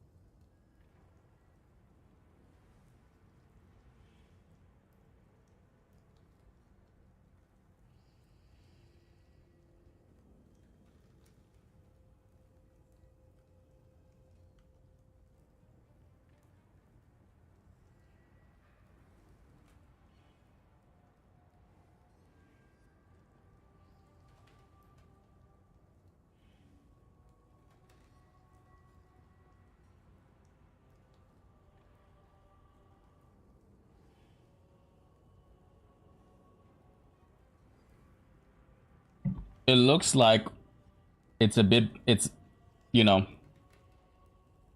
it's getting on its feet. Finally finding its balance. And the irony, it's now that Twitch is on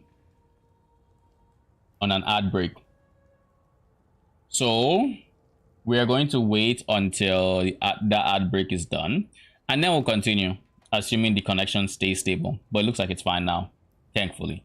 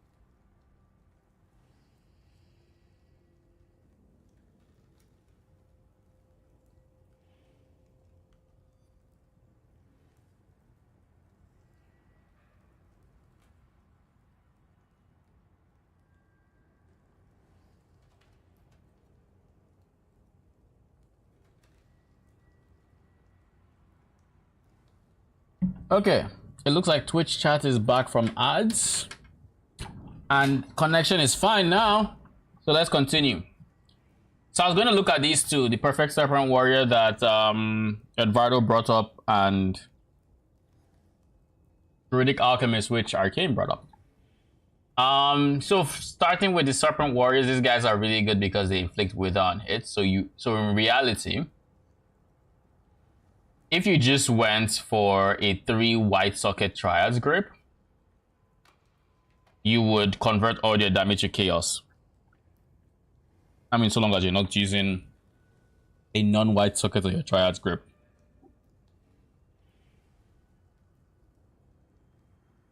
But in reality, if I had to play Serpent Warriors, I wouldn't bother converting the remaining 40%. I would just scale flat chaos damage. I would scale flat chaos damage, go envy, yada yada, get 60% poison chance, and I say 60 because of the poison chance. I think they have like they have a triggered impact that has 60%, but I think they also have a separate one, which is also one of those mortars that has 40%, and you never know which one they're using because they look exactly the same. So you just get 60% to be safe. Then for Druidic Alchemists, these guys always poison on hit, so you don't need any poison chance. They do flat chaos. These guys might actually be a contender for the fourth vow setup. Why? Because they love flasks. So with flasks, that means I would give them my flasks via Umbilicus. Now with Umbilicus Immortalis, that means they're using my flasks and not me. So that means I get a lot more value from being tanky without these flasks. So like here I still have 81k, 34k, 37k. Now granted, oh wait, turn both of them off. 34, 79, 51k armor without these two, which is very impressive without those flasks. So with a setup like this, I should be defensively fine, so long as I'm able to get some life. I can try to make block work, you know, take this off. There is one problem. There is a single problem in not going this, and that is they need chance to wither. The only source I can think of to give them is Withering Touch, and if it's between going Withering Touch on, let's say, 7 link, i.e. a covenant, not covenant, we're going for vow, Unetos, or going an entire ascendancy, then I'd pick the Withering Touch support. So yeah, you probably go Withering Touch, so you actually get Wither and you get big overlaps. Then what else do you do? You are very tanky with armor applying to your physical damage hits, applying to chaos, which also means it's applying to the 50% of Eddie that goes to chaos. So you're very tanky in all forms of that. And then you just stack other sources of PDR. Welcome back. I was talking about these guys and Umbilicus.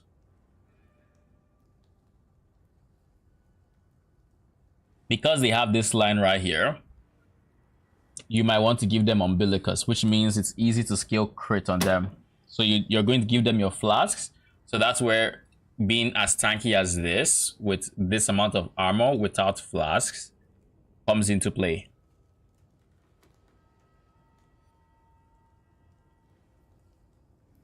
If you figure out this fourth vow setup, I'm rolling it. I mean, there isn't much to figure out if I can POB their numbers. I'm not sure I can, but basically the way it would work is right now you're converting all damage taken to chaos and LE. With fourth vow, armor is applying to. I'm gonna just do some quick napkin math for you. Armor is applying to chaos damage. So let's say you take a. Let me have. To explain this, I should have Notepad. Actually, I should have Paint, but I suck at Paint, so we're going to use Notepad.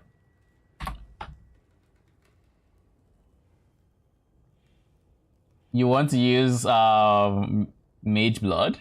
I mean, if you want to use Mage Blood, then you just scale them without the flasks. It's just it's such a shame to not use that modifier, you know, like they have 200% increase effects with flask.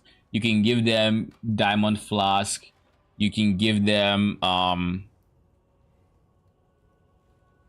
Dying Sun, you can give them, what else can you give them? You can pad their defenses up with it. You can give them phasing even though they don't need it. But basically, any setup that you might want to try with Umbilicus, this would be a giga template for that. Because, hear me out. You take 1000 fire damage. This is the damage thrown by the enemy. Your defenses are going to split this into 500 into lightning and 500 chaos. The chaos portion is then reduced by chaos res. So in this case, we have 81% chaos res. So it's only going to be times 19, which with a calculator, we can see it is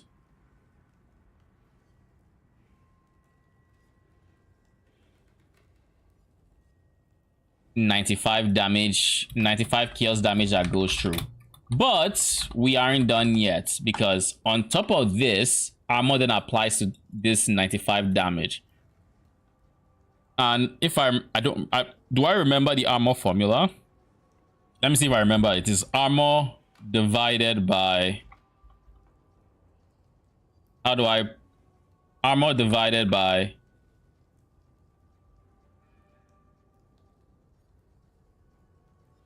I'm gonna just pull up the wiki. It's like armor times the hits.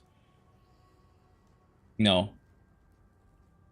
Again, just pull up the wiki. It's not worth trying to remember.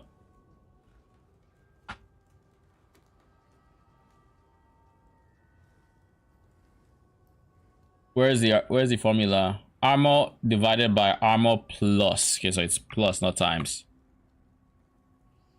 Plus 5 times the damage.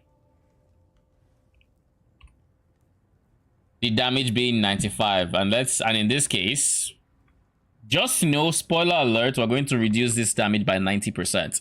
But let's just do the math. So we have 50k armor. So it's going to be 50k divided by 50k plus 5 times 95 in this case. So 5 times 95 is 475. So this becomes 475 plus 50k, which is 50k 475. And then 50k divided by 50 475, 0.99. So this is the amount of damage reduction it is going to provide. But in this case, armor is capped at 90% damage reduction. So instead of it preventing 99% of the hits, it's going to only provide 90%, which then means it's going to be 95 times 0.1, giving you a subtotal of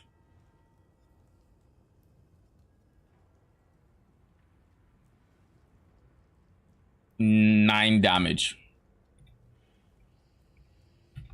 So from this 500 damage portion that was split off from this, you're going to take 9 chaos damage from it. As an example, this is how powerful Fort Val is when you're stacking armor. And this, of course, scales up to whatever, because armor is more effective against smaller hits. So the fact that it meets chaos resistance first to reduce the size of the hit, and then armor applies to it, makes it that much more effective. And this is not a percent of armor. No, this is just armor. So the full 50k is applying to it. That's kind of why this node over here is very strong. Can I find it? There we go. Unbreakable. 15% of armor also applies to chaos damage taken from hits. And again, armor can only mitigate hits, so it doesn't do anything to poison.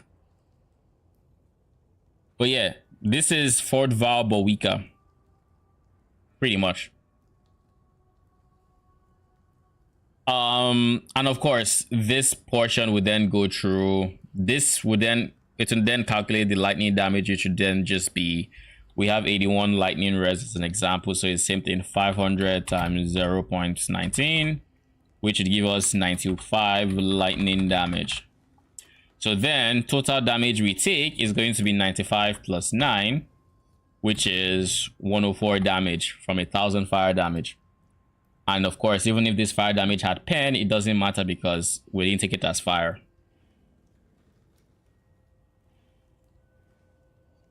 So we effectively reduce the damage by basically 90%, even with 81 res. That's just how insane Fort Val can be in a high armor environment. Arcane, if you want me to mess around with this, I potentially could. If you want to use a Mage Blood, then use a Mage Blood. Your armor just goes up, and as such, all these max hits go up too. But yeah, it's probably going to be a Spectre setup.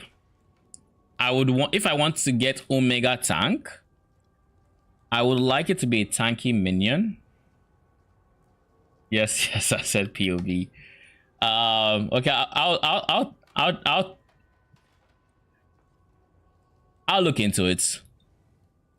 I can't guarantee it will come out like too soon, but I'll play around with it casually over the next few days and see. I want Giga armor and movement speed. That I mean, I don't blame you. You have a Mage Blood. Use the Mage Blood. But yeah, what is a good minion that I can pair with all this armor? There is no way I can convert my armor to damage from my minions, right? There's no Warcry that does this.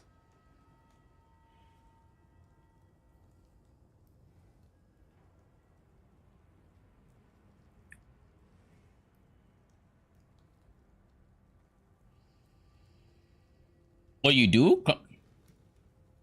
Congrats. Are you looking forward to it? I know you said it's been a while.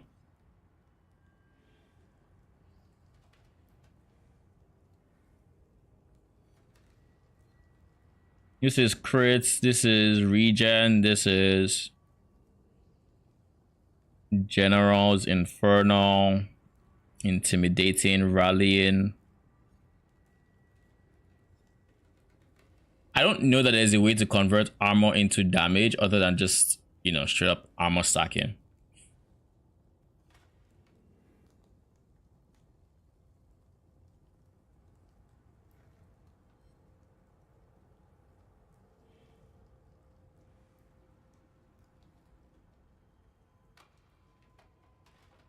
No way.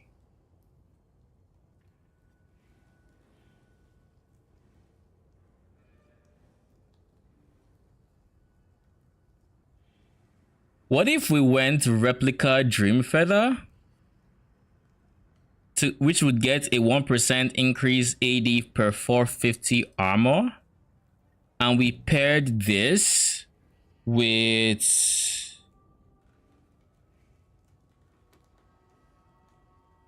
Rallying Cry that grants a bonus. It grants added AD equal to 4% of the damage of your main hand weapon. So then we would stack armor.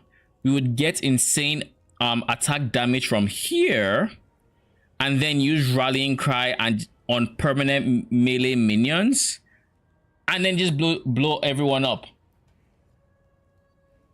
Yeah, I'm best believe I'll message you my questions if I guess. Feel free. Can't guarantee I'll be able to answer them, but feel free. we can be confused together.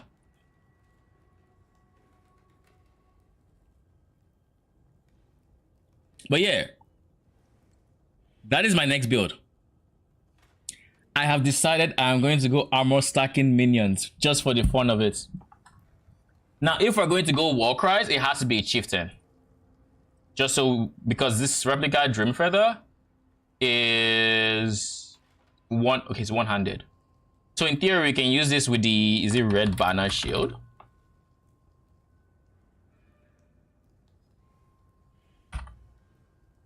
What's the name of the shield that gives infinite Warcry? Red Blade Banner, that's the one. It also gives Warcry cooldown recovery, so it might be an angle where we just use this shield, to be honest. So if I'm going to use this shield, does this mean I should go this guy so I can get this amount of armor from my chest piece? If armor from my chest piece is going to be doubled, and I'm going to be investing in block. How would I invest in block? Can I reliably invest in block?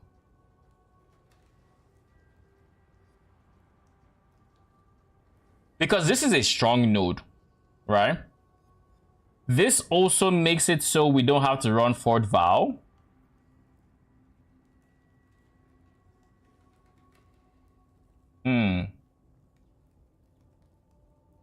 And we have to also find a melee physical specter that we can work with it. If I make this a Wraith Lord setup,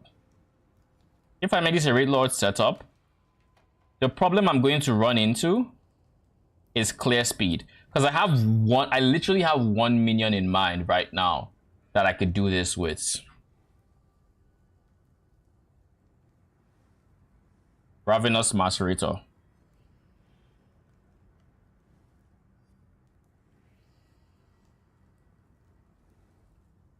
But this guy would suck clear speed wise. Oh, never mind. He would suck with this. He doesn't have the melee tag. I can't use him. This is the point where I open Dominated channel and I figure shit out.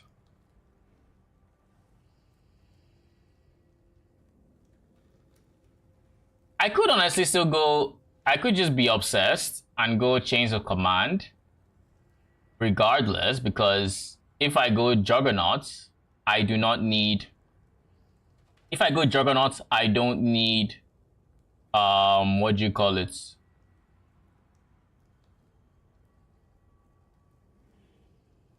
If I decide to go Juggernaut, I don't need a Fort Vow, but I do want to go Fort Vow. I also think because I might not be going Necro, I could still go Necro, by the way. But if I do not go Necro, then banners might have to be a thing.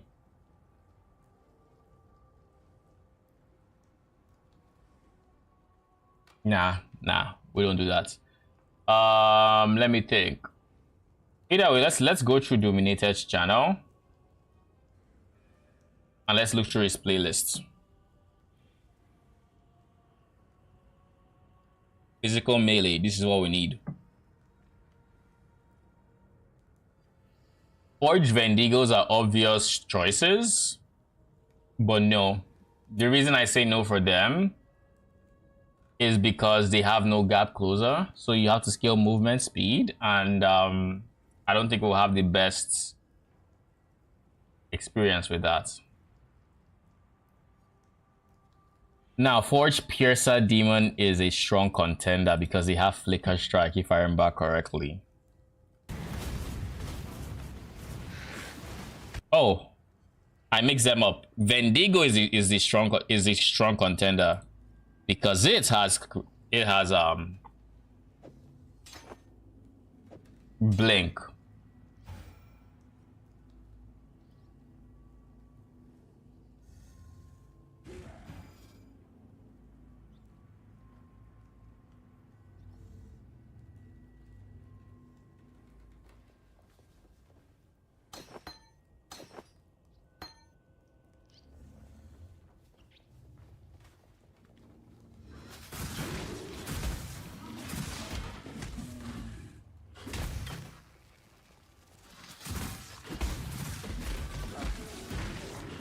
So like these guys are strong contenders because they blink.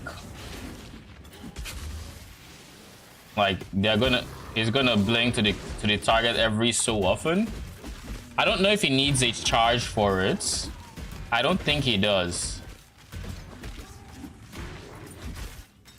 And then for clear, we can use an AG. That's why I'm thinking not a Wraith Lord setup.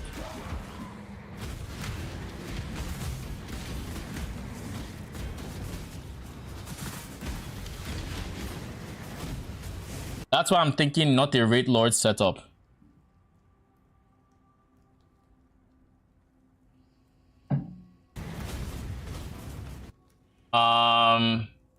Is there a reason to go chieftain other than infinite war cries?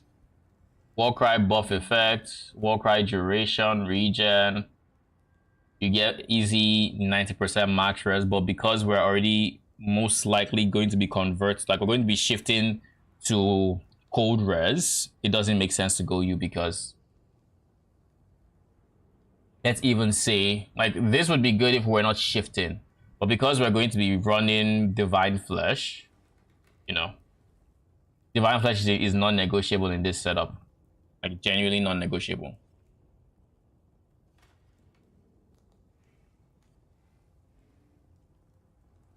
So let's look at necromancer. This is a no-brainer, no-brainer, no-brainer, no-brainer. You could be decent, but yeah, most likely this. Who else is a contender? Champion has the benefit of giving them movement speed with this, but then we lose the Fort Vow effect, which we do not want to lose. So no. If there's anything, banners are not really an option, simply because of A, the investment that it would require to get banners working.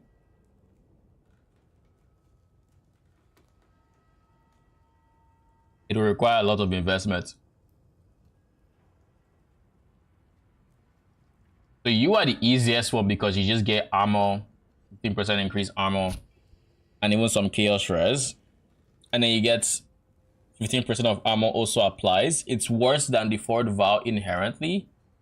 Like a lot worse, because this applies the entirety of your armor. That applies just 15%. But if you're scaling armor past 100k, it don't fucking matter. It doesn't matter at that point. Because at the end of the day, if you get to, like, let's say 500k armor, if you get to 500k armor, 15% of that is still like 75k. So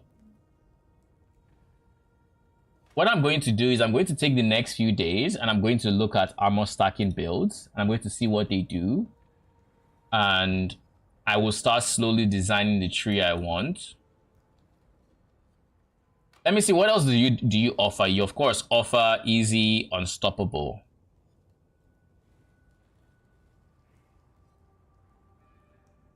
What if I went ward tank?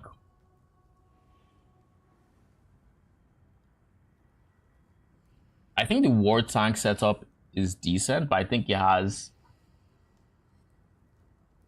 I think it's not friendly to armor stackers, so no, that's not an option. But this is, like, if I go this,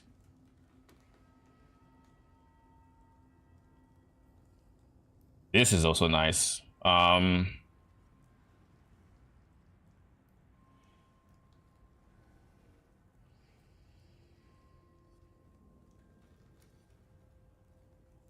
1% additional PDR per endurance charge. Wait. Hold up. Am I understanding this node correctly? Because this is worded exactly the same way this is worded.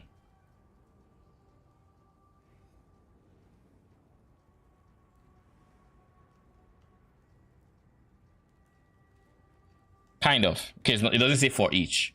So it's a bit, it's different. Because the way this can be interpreted would be broken.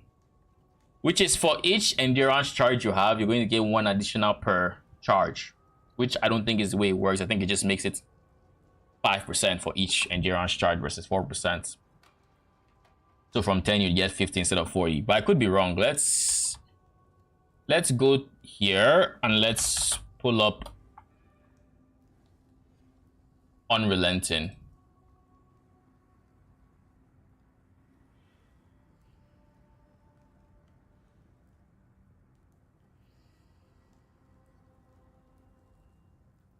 It doesn't give.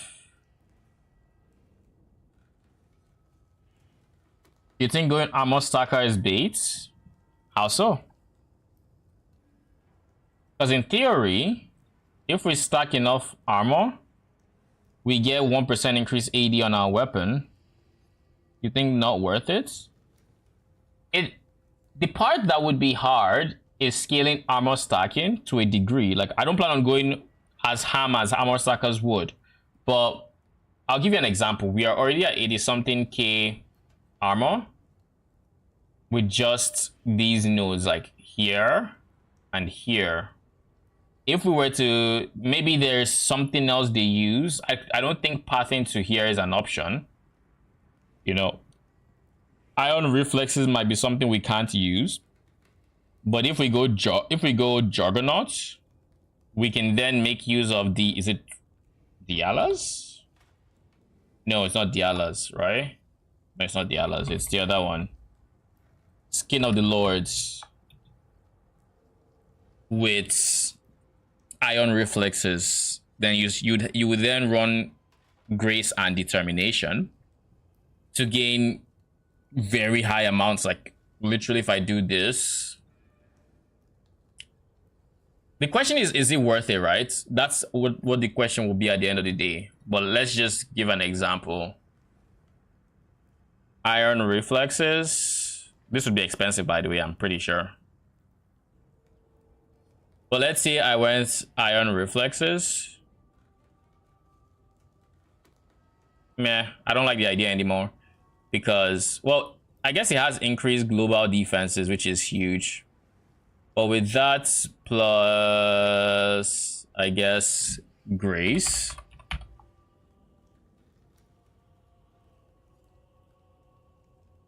We're like just doing this alone has gotten us to like 151k armor. Then if we throw in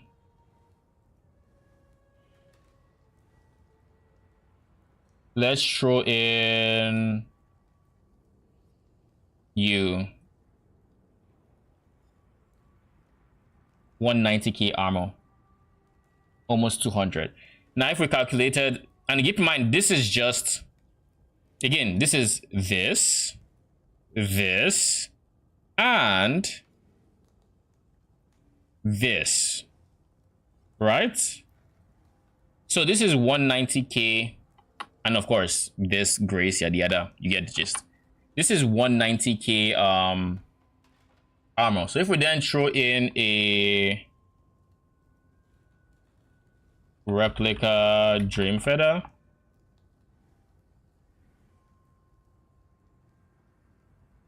let's just say we found one that was max base fizz, and then we threw it here.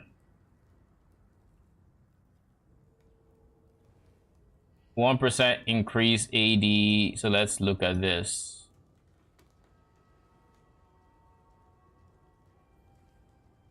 How much increase AD is that for us?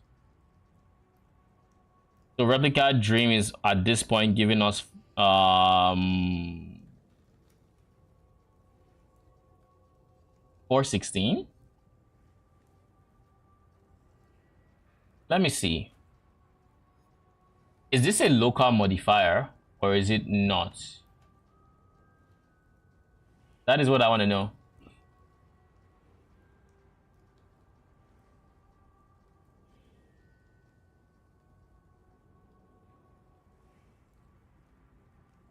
PoE is replica Dream Feather increase damage local.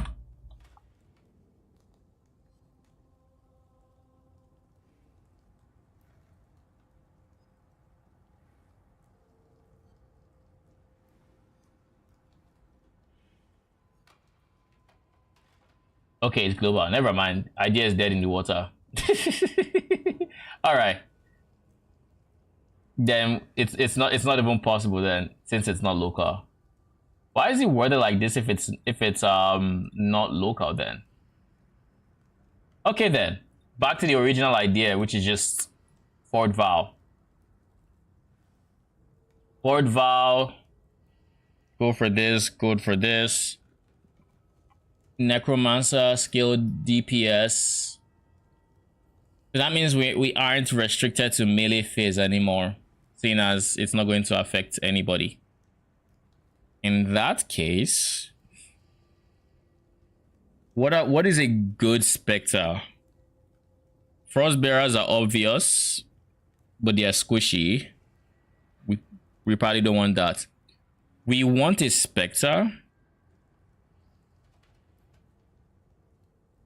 that by itself is decent. What Spectres come to mind when I think about that?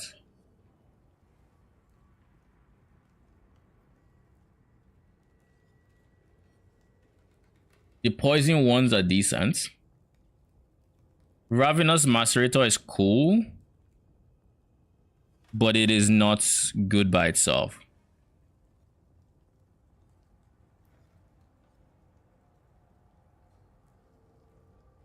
Because the idea is with Fort Val, we've solved our defenses. Oh, by the way, if you wanted to go meme levels of defense or of early defense, one thing you could also do is Fort Val. You see how throwing in a Fort Val increases early to 81k. And then throwing in the... What is the name of the gem again?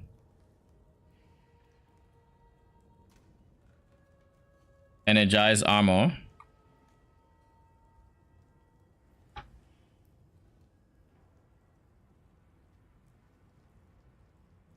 Put that in here. Boom, boom. I don't think this is in the radius, so.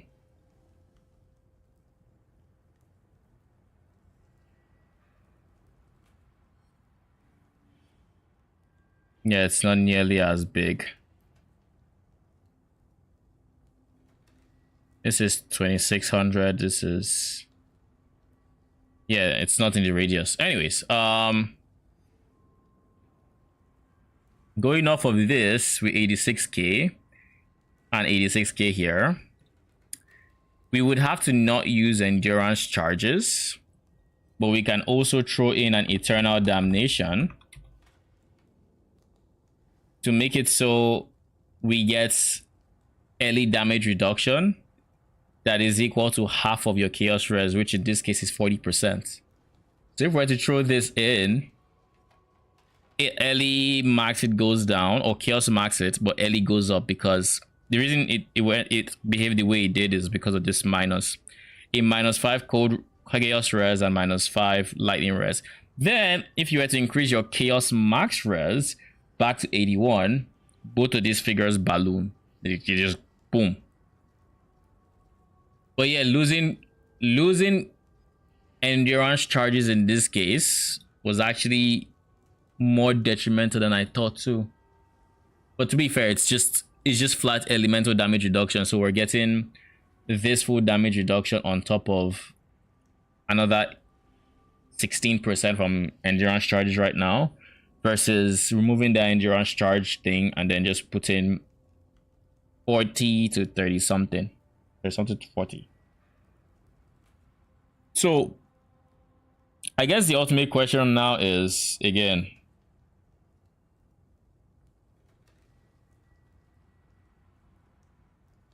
what Spectre do I think can run this? The Spectre would probably have to be a spellcaster. By being a spellcaster, we don't have to invest in accuracy, right? So this would be gone. Thankfully, we don't have to worry about accuracy, so accuracy on Jules will not be an issue. Then it would have to be... So one comes to mind, I guess, but even that one is not the best. The one that comes to mind specifically is the one from Heist. What is the name of the one from Heist again? Auto Enforcer, that guy.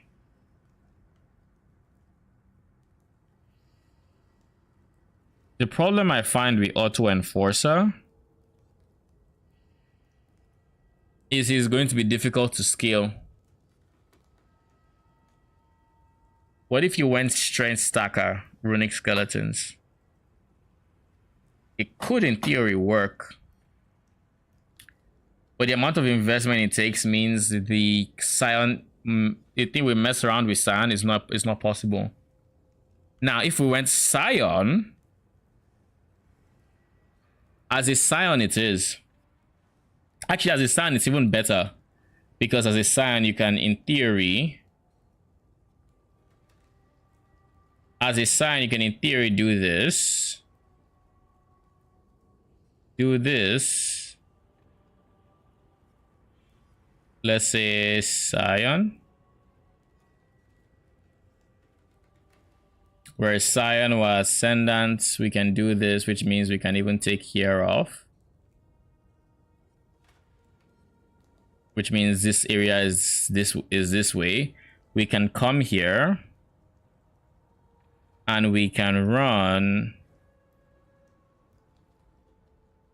There was a Belton video I saw yesterday that that mentioned a gem. I'm trying to remember the name of the gem now.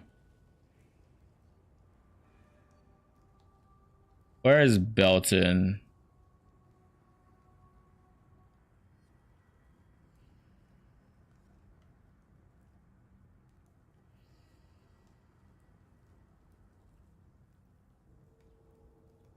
Nuts. And then we go. Might of the Meek, that's the one. So Might of the Meek.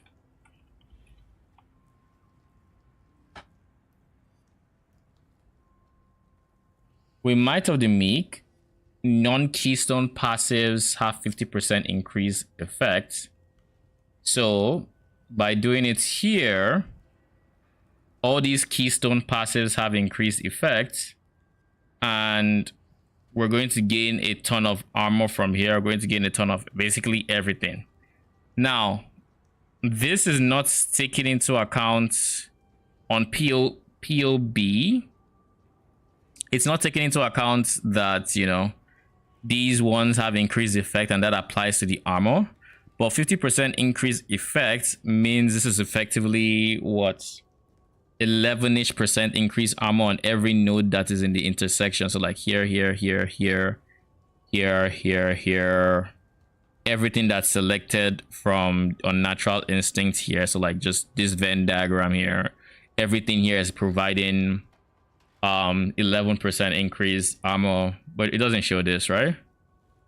Yeah, it's not translated because it's increasing the effect, but then the effect isn't being printed on the node, so it's not printing the increased armor. Does that make sense? Meanwhile, if you look in game, it's printing it on the node. Like, look, this has 7% increased armor, 7%, 7%, 7%, 7%, 7%. It's printing it on the node.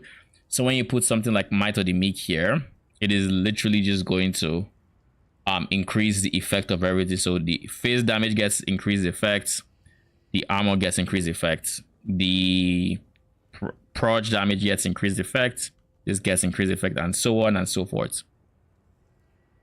But yeah, just know we have more damage with this gem than we have more armor with this gem. So as a Scion, we do this. We probably path to like here so we can get the attributes. Where is the attributes area? Am I blind? There we go. We'll get this one. Scale strength. It's not worth it. No. It's too much investment, I think. I think it's too much investment. So running skeletons, no. Who else is a very cost efficient or high DPS Spectre in terms of just base damage? I also would rather run Witch if I can. Just if I can. If I can't, then it is what it is. But if I can, I want to stick to Witch.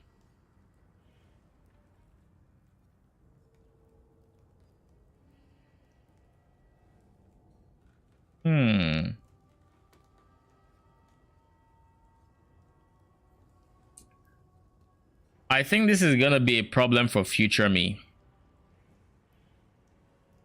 Yeah, that sounds about right. If you can't, you'd rather do witch as well. Okay. I mean, yeah, I definitely rather do witch. Plus, I have many witches I could reroll. Speaking of, let's run a few maps to actually end the stream because I realize I haven't done much in the way of mapping, and I probably should. So let's map with full power because odds are I'm going to use clips from it. So we might as well show the full power of the build.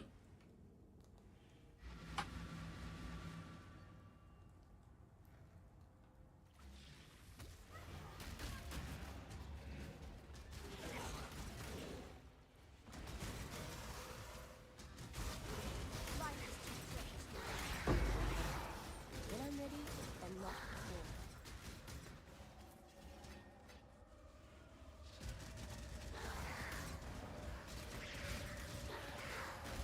door. Other than Ice Nova, I don't think there's anything else that kills me. I do hate the fact that I have to be scared of Ice Nova though.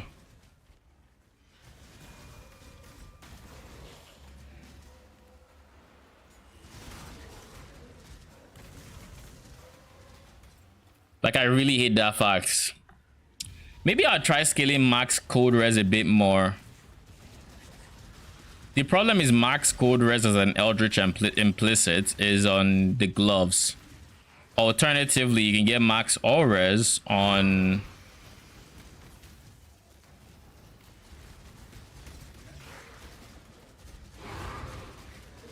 You can get max all res on the chest piece, Eldritch, but... Well, we all know what happened to our Eldritch implicits.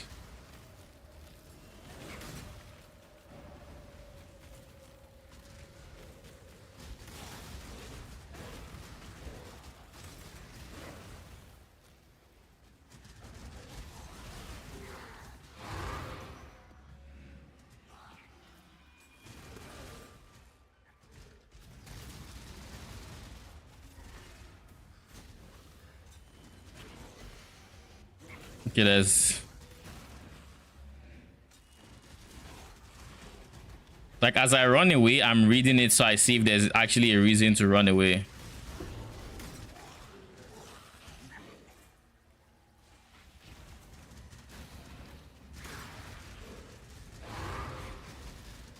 I think what I'm going to do also off stream is I'm going to play this build for the next few days. I'm going to farm up currency, but even more so I need to figure out why Ice Nova is one-shotting me.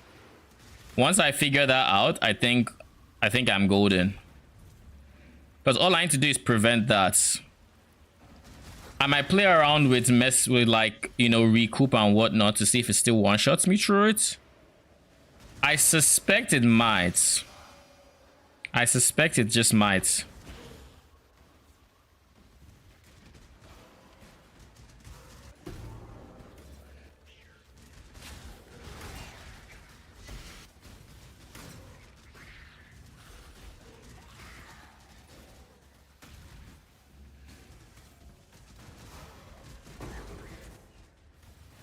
I saw cast Ice Nova and I was like, aha! Not this time.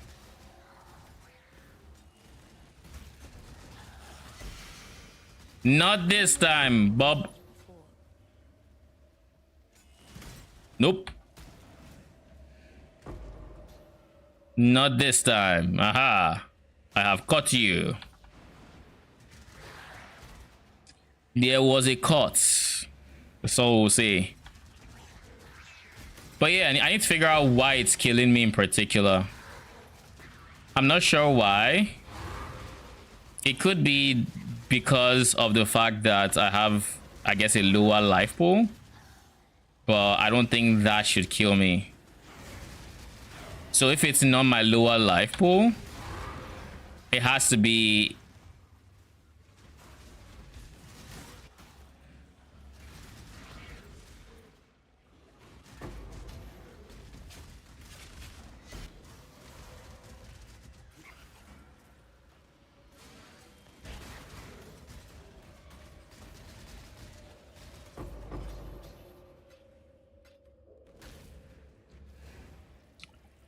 There has to be something to Ice Nova, right?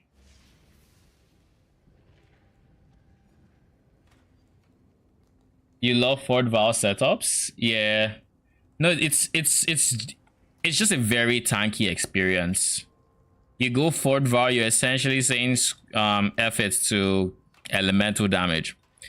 And with elemental damage, not, well, chaos damage, I should say. And if you convert, then elemental. Anyways, let me find, I guess, PoE wiki. I'm just gonna use Ice Nova. I know they said he uses the map mods. So let's look at Ice Nova as a skill. Is it a physical skill? No, it just does cold damage.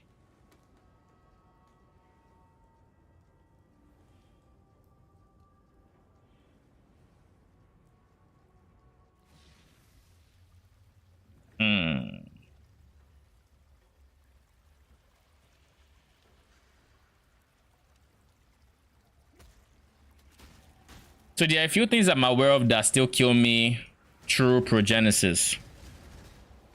They are the things that would kill me through progenesis are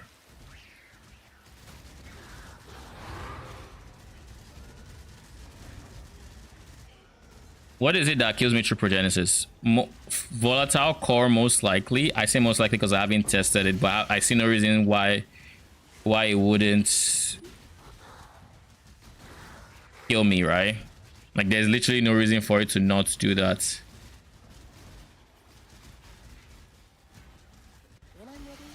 Then volatile core, Ice Nova. Volatile core scales off of T17 map modifiers, I assume. So it's a problem. By the way, right now I'm literally playing with one hand. This is why I love this build, by the way. Like all I'm doing right now is moving with my mouse and right clicking for convocation.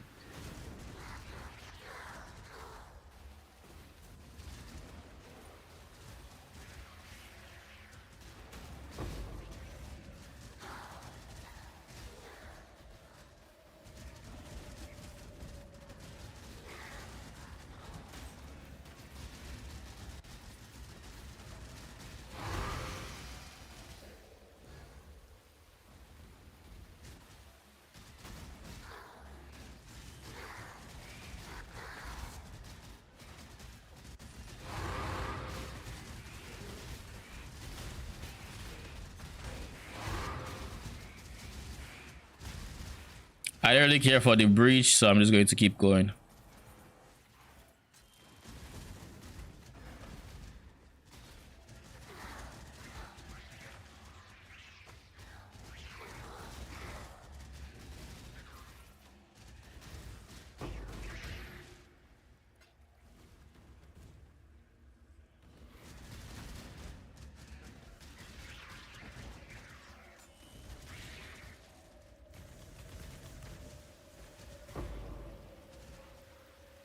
Is there a universe where I'm not too worried about physical hits, so I go Eternal Damnation?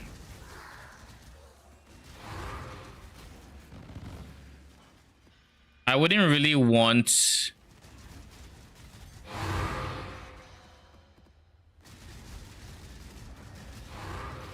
I would not really want to reduce my max res though, that's the thing. Like, of course, physical chaos damage becomes, or early damage becomes less of an issue, right? It becomes much less of an issue, even with the lowered res, but chaos damage becomes more of an issue because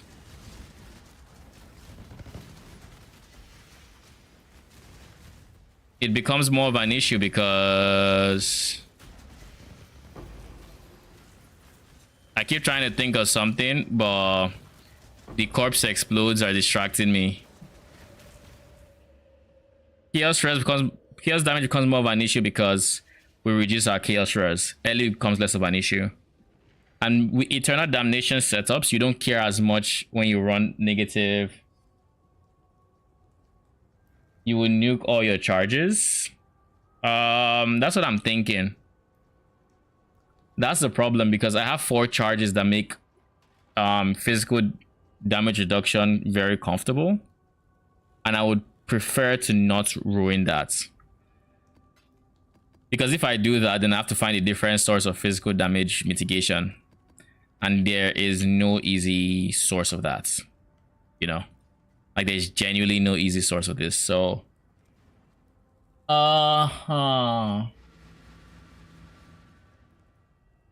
I could try getting 1 more endurance charge, I guess. That would also help. But I do not see.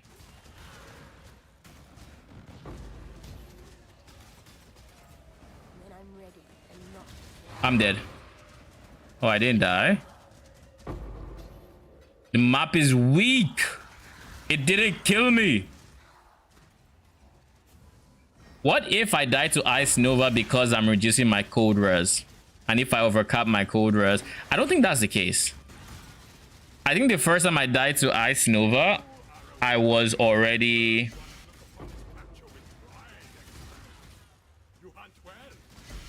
I think the first time I died to Ice Nova, I was full res. So I don't think that's the reason.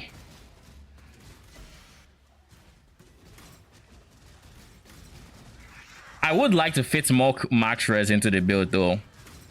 I can in theory get max res on the shield. Yeah, I can in theory get max res from the shield. I can... Oh wait, I just realized that I had that for the... I had those flasks for eating that strong box. So it doesn't count. You know what? What if recoup is actually the solution?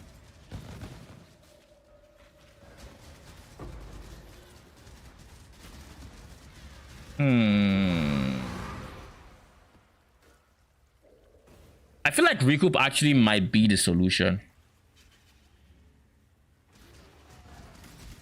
But the fact that it still kills me even through progenesis is what worries me. I think it depends on the modifier the map has, and I'm actually going to go back on today's VOD and see what modifiers I rolled on the map that caused me to die to Ice Nova.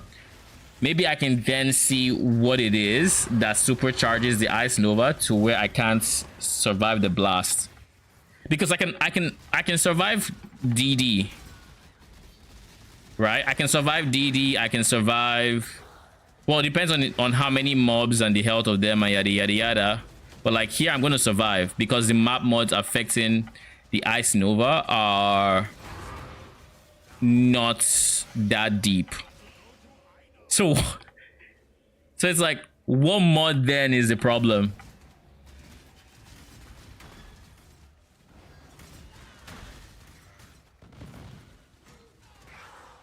Notice how I lost 2 swords. The reason my AG, or one of the reasons my AG is fine there is because the DD is going to kill the swords first before it gets to him.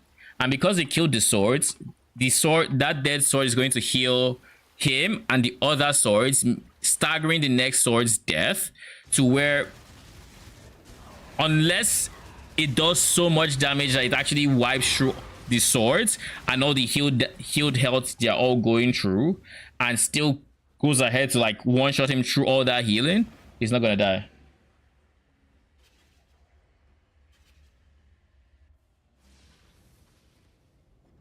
So what exactly could be the reason that Ice Nova one-shots me sometimes? That is what I want to see, you know. I'm gonna figure out more about Ice Nova. I think it's just cold damage, like genuinely. So if did he have pen? Unless he had pen. I don't think it did. Well, yeah, I think we end stream here. What did I just do? Yeah, on pin. Duplicate, that's what I wanted to do. Yeah, I think we end stream here, but before we do, I kind of want to just peek at the start of stream and see.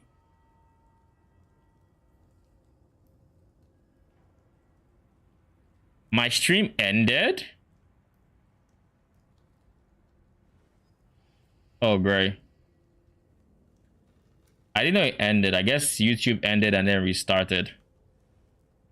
Yeah, this is when we're having connection issues. Okay. I guess I'll look at it off stream and I'll figure out something. Odds are the solution to it is either recoup. Recoup would probably be very big here. Or if we're not going to get or even dabble in recoup, then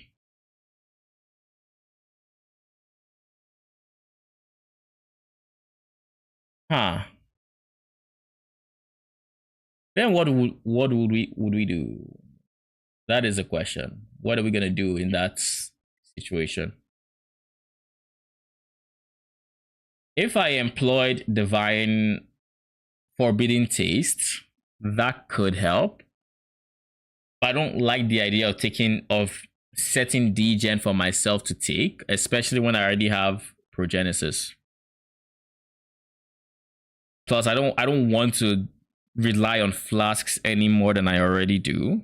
So we're going to try something different. I suspect recoup is all I need. If not recoup, then petrified blood. I don't like the idea of petrified blood, however, mostly because I don't like the idea of being on 2k life. It would help a lot to deal with all the instant hits and have it be dealt over time instead, because between progenesis,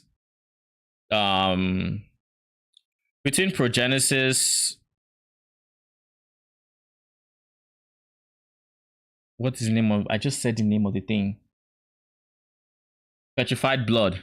Finally, between progenesis, petrified blood, and what was the last thing? 30% recoup was what was the value.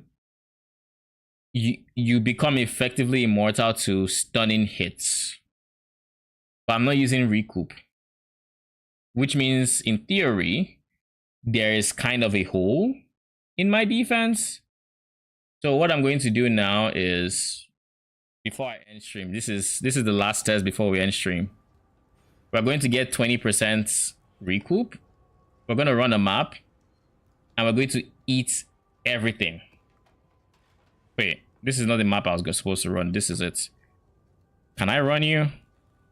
I don't see anything here that's saying I can't, so probably.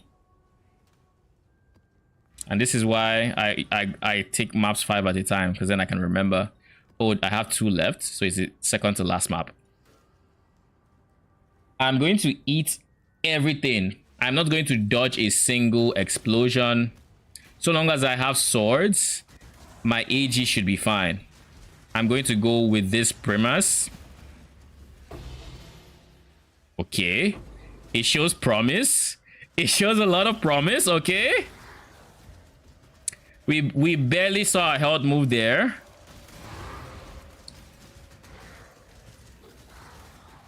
Our health is moving.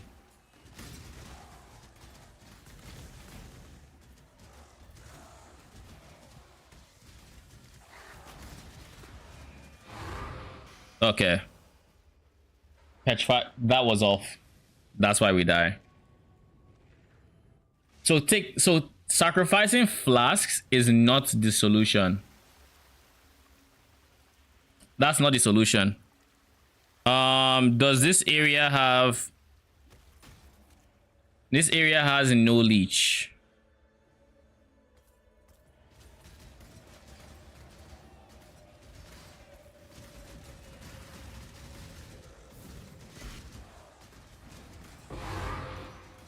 So long as this is up, we're chilling. Though we have to make sure it stays up.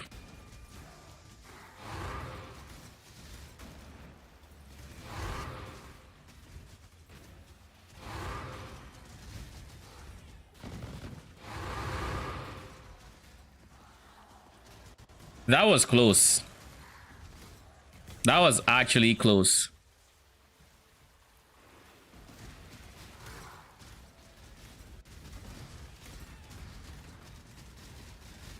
I think without recoup, I might have died there.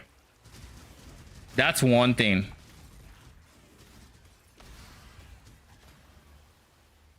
That is one thing I will say. I think without recoup, I died there.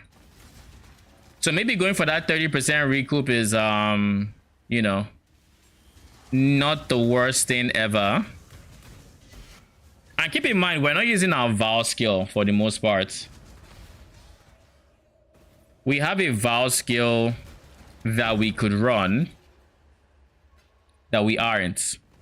A Val defensive skill for when we should be taking all this big damage, and we should be using it, because if we use it, we are not going to die. When I'm ready, I'm not afraid. So like here. Oh, there aren't too many corpses. Not as impressive.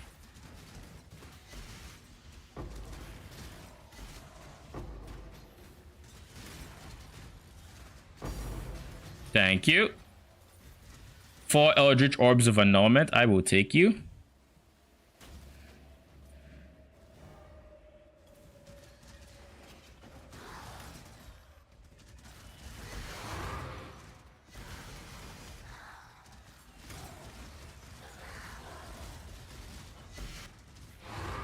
Yeah, of course we don't have enough recoup. So basically, when you should be worried on a build like this is when the health at the back empties out. That is like the part where you should be worried. Like that is where you actually die. The one in front is, you know, if it empties out, you're chilling. But the one at the back, you know, if we actually went mega recoup, what if we sacrificed defensive layers like life for recoup? Would this work? That is the question. So if I dropped this, right, as an example, I would get 2 points. So 1, 2, 3 points, 3. But I want to have the flask nodes, which means something else has to give. If I drop this entire area and this Light of Meaning tech and instead go Energize Favor and this with this, that would be, that I think might be the closest thing I have to a difference. I'm going to use my T17 version and do the exact same thing. Non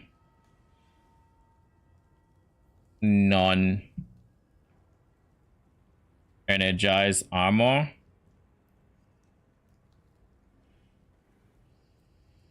I'm just going to, this one has chance to avoid shock and poison, so I'll put that here. Chance to avoid shock, poison.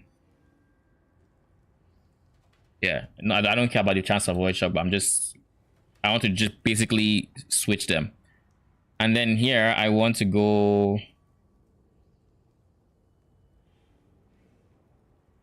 did I not add this? Energize armor.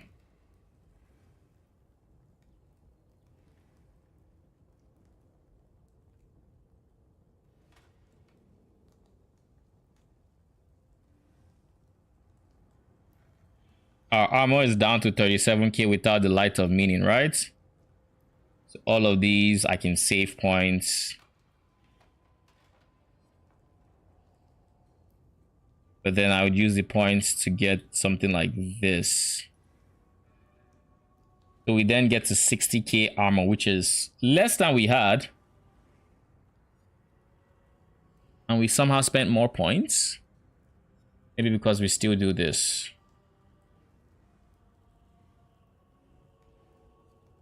If I were to close off that entire area,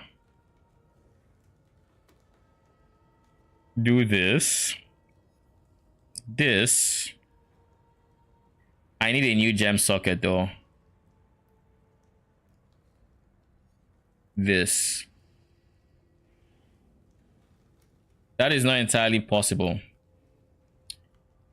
I need a source of mana mastery reservation. So either here. That is the one thing I'm missing from this entire region.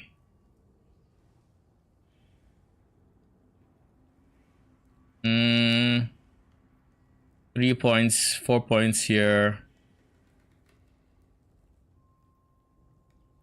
4 points here. What the fuck is this? Why didn't you just do this? I guess it's also 1 point, right? So it doesn't really matter.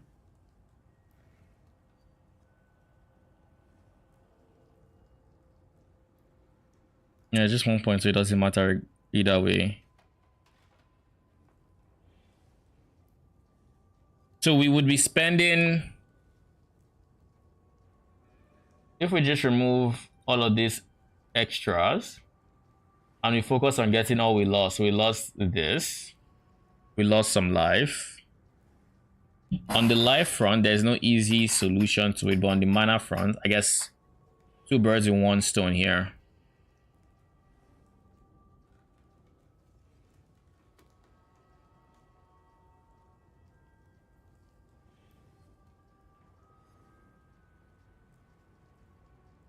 But then we don't get access to this.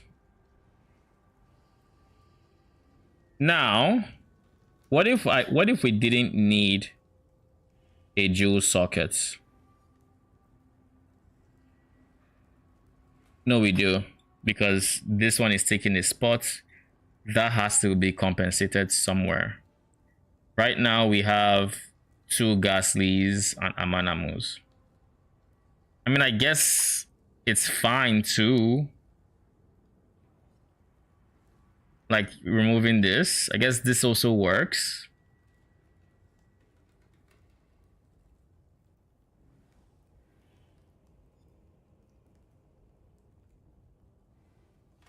This kind of also works.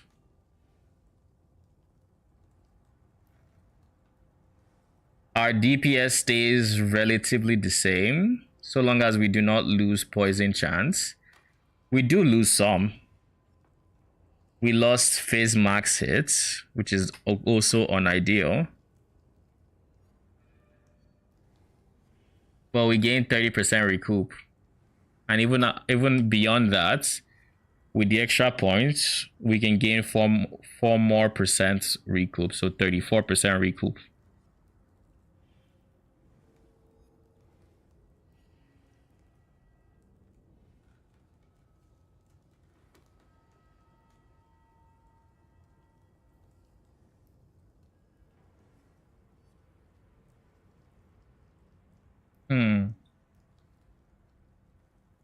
So that's versus this. I only lost 3k armor, to be honest.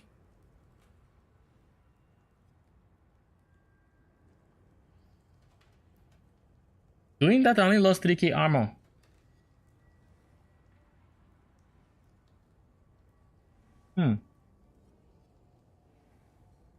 It does make it a lot harder to hit the strength goals if I take away these 3 points. And we need to hit strength because we're using a high strength base helmet, and we're also using some strengtheners for our chance to avoid bleeding. So we definitely need strength. But losing 3k armor for 30%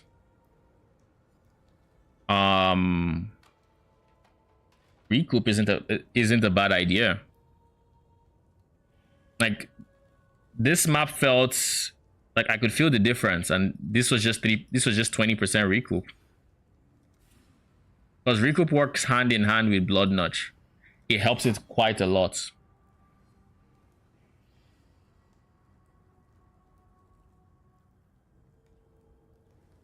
I guess the question at the end of the day is, how much armor are you granting?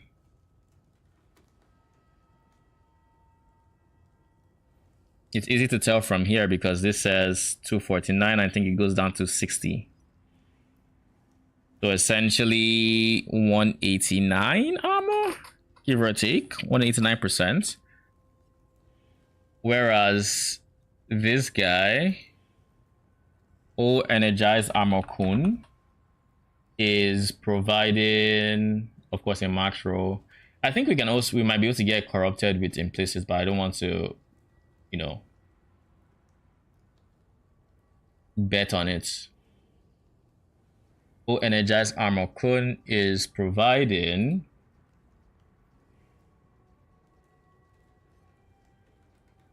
less, but still a decent chunk. We could, in theory, still use a Light of Meaning, to be honest. Use it like here.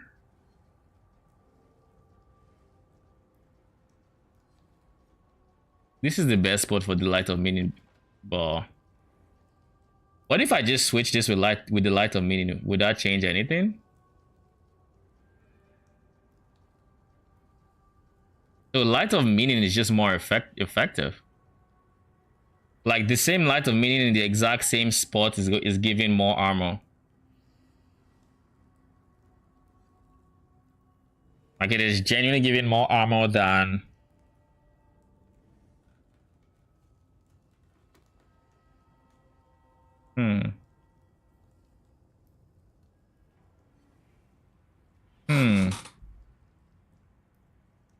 I guess energized armor is just outdated.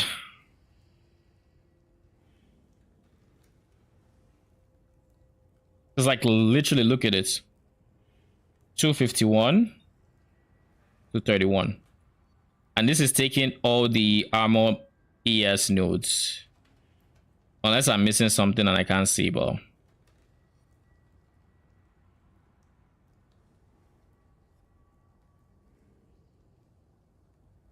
yeah. I guess just don't use energized armor unless like the only reason why I would use energized armor is if I could do this and stack it alongside this to get 420% increased armor or 93k armor. You know, then it's spicy. Very spicy. But yeah, this has been enlightening. So instead of spending all these points to come down here, I can spend them here. Cut this out. This being Light of Meaning. Now, what I do with the points is very important.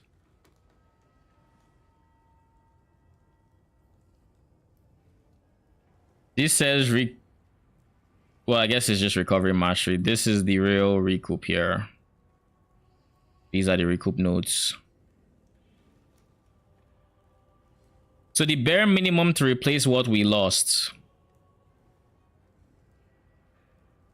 Now we lost this.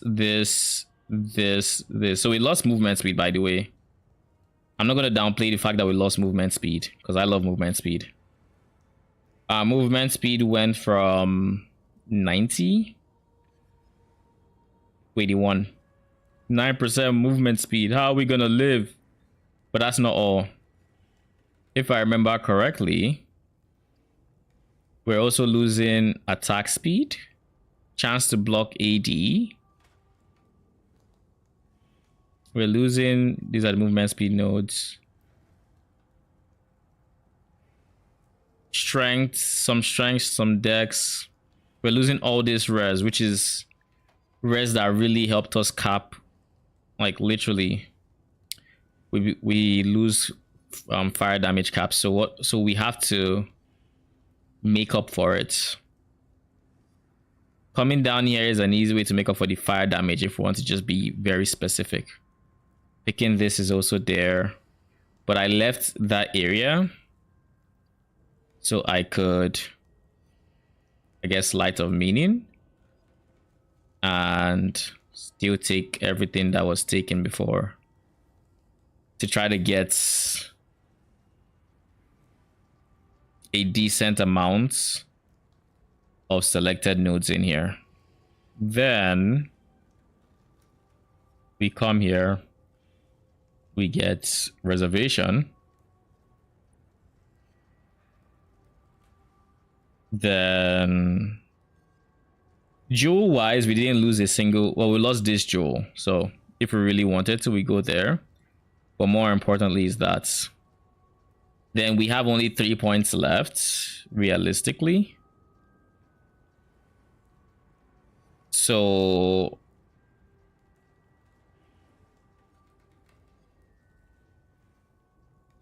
what if we did this and then just remove this, this.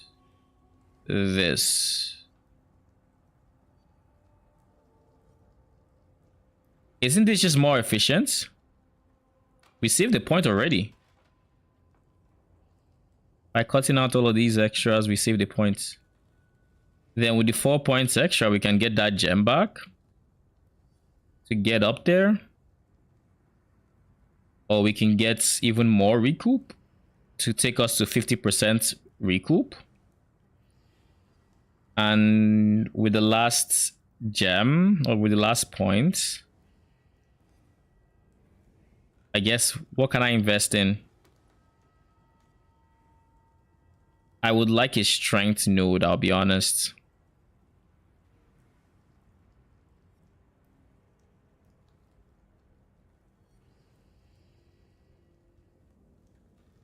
I would like something to subsidize the strengths.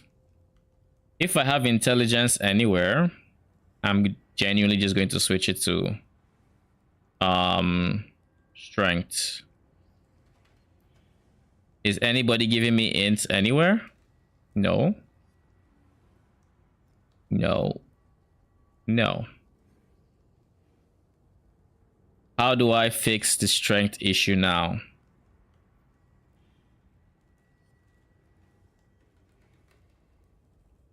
And keep in mind, by doing what I just did, I think, are we still bleed immune? Yes, we are. So we don't need more bleed avoid chance.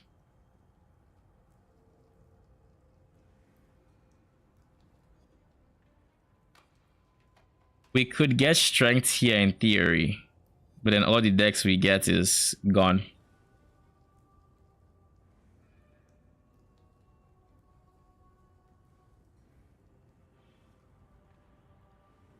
This strength node is far away. So is this one.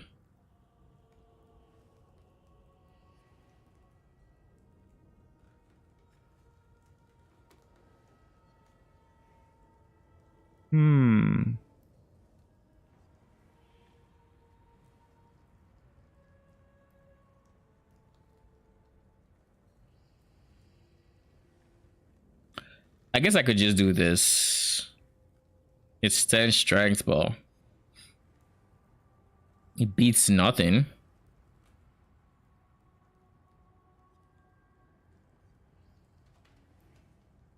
We did drop a bunch of lives, so now we're down to 4k life.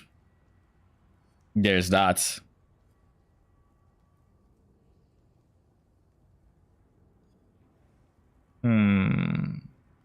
And the only reason we're even still chaos capped is because of this purity of element node. And this purity of element node is very expensive with PDR. Like insanely expensive. At least when I checked, so. Do I like this enough to save?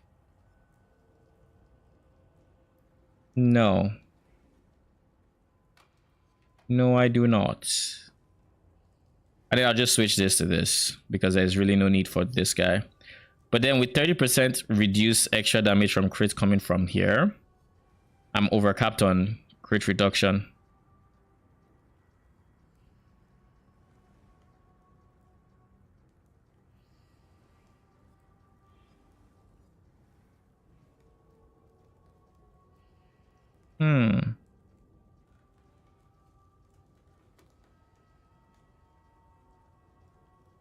I mean, if I was to do this, then the best way to do it is just, if I really wanted to, it would be to do this. By going for this, I get even more armor.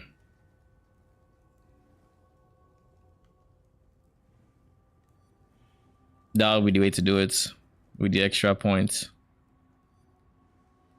We already have strength on everything we can have strength on, unless we're going to drop dexterity or attack cast speed for strength. I mean, we can do that on the bone ring, to be honest. And to craft that, you just need to spam strength until you land dex.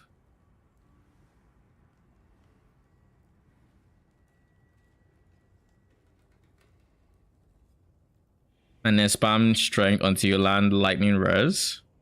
And then recombine the rings together to then get your strength, dex, lightning res ring. Then reforge life until you get a decent life roll. You don't get increased damage, but you get a really, really high utility ring. I guess that's an option. But no, I don't like the stress. I don't like the stress this puts on gear. So I am not going to go for it.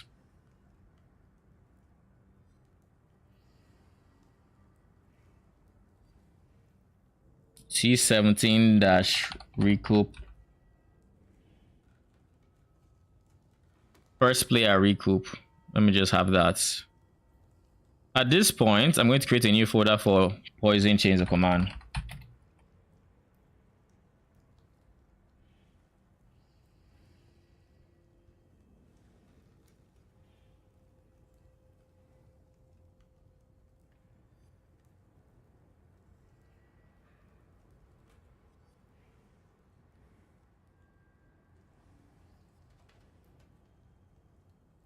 Okay.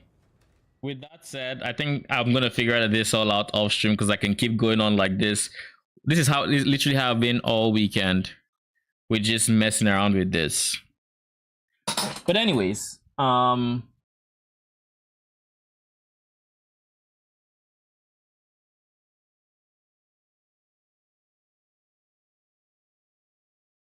any case, I'm gonna be back tomorrow, same time.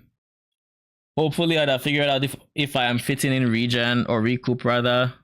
We'll see how good recoup feels. I think first and foremost, that's what's important. I need to see the actual difference and if it's worth like dropping the armor I did and maybe dropping the jewels and all of that.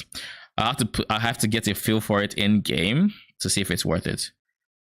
But in any case, till then, good night.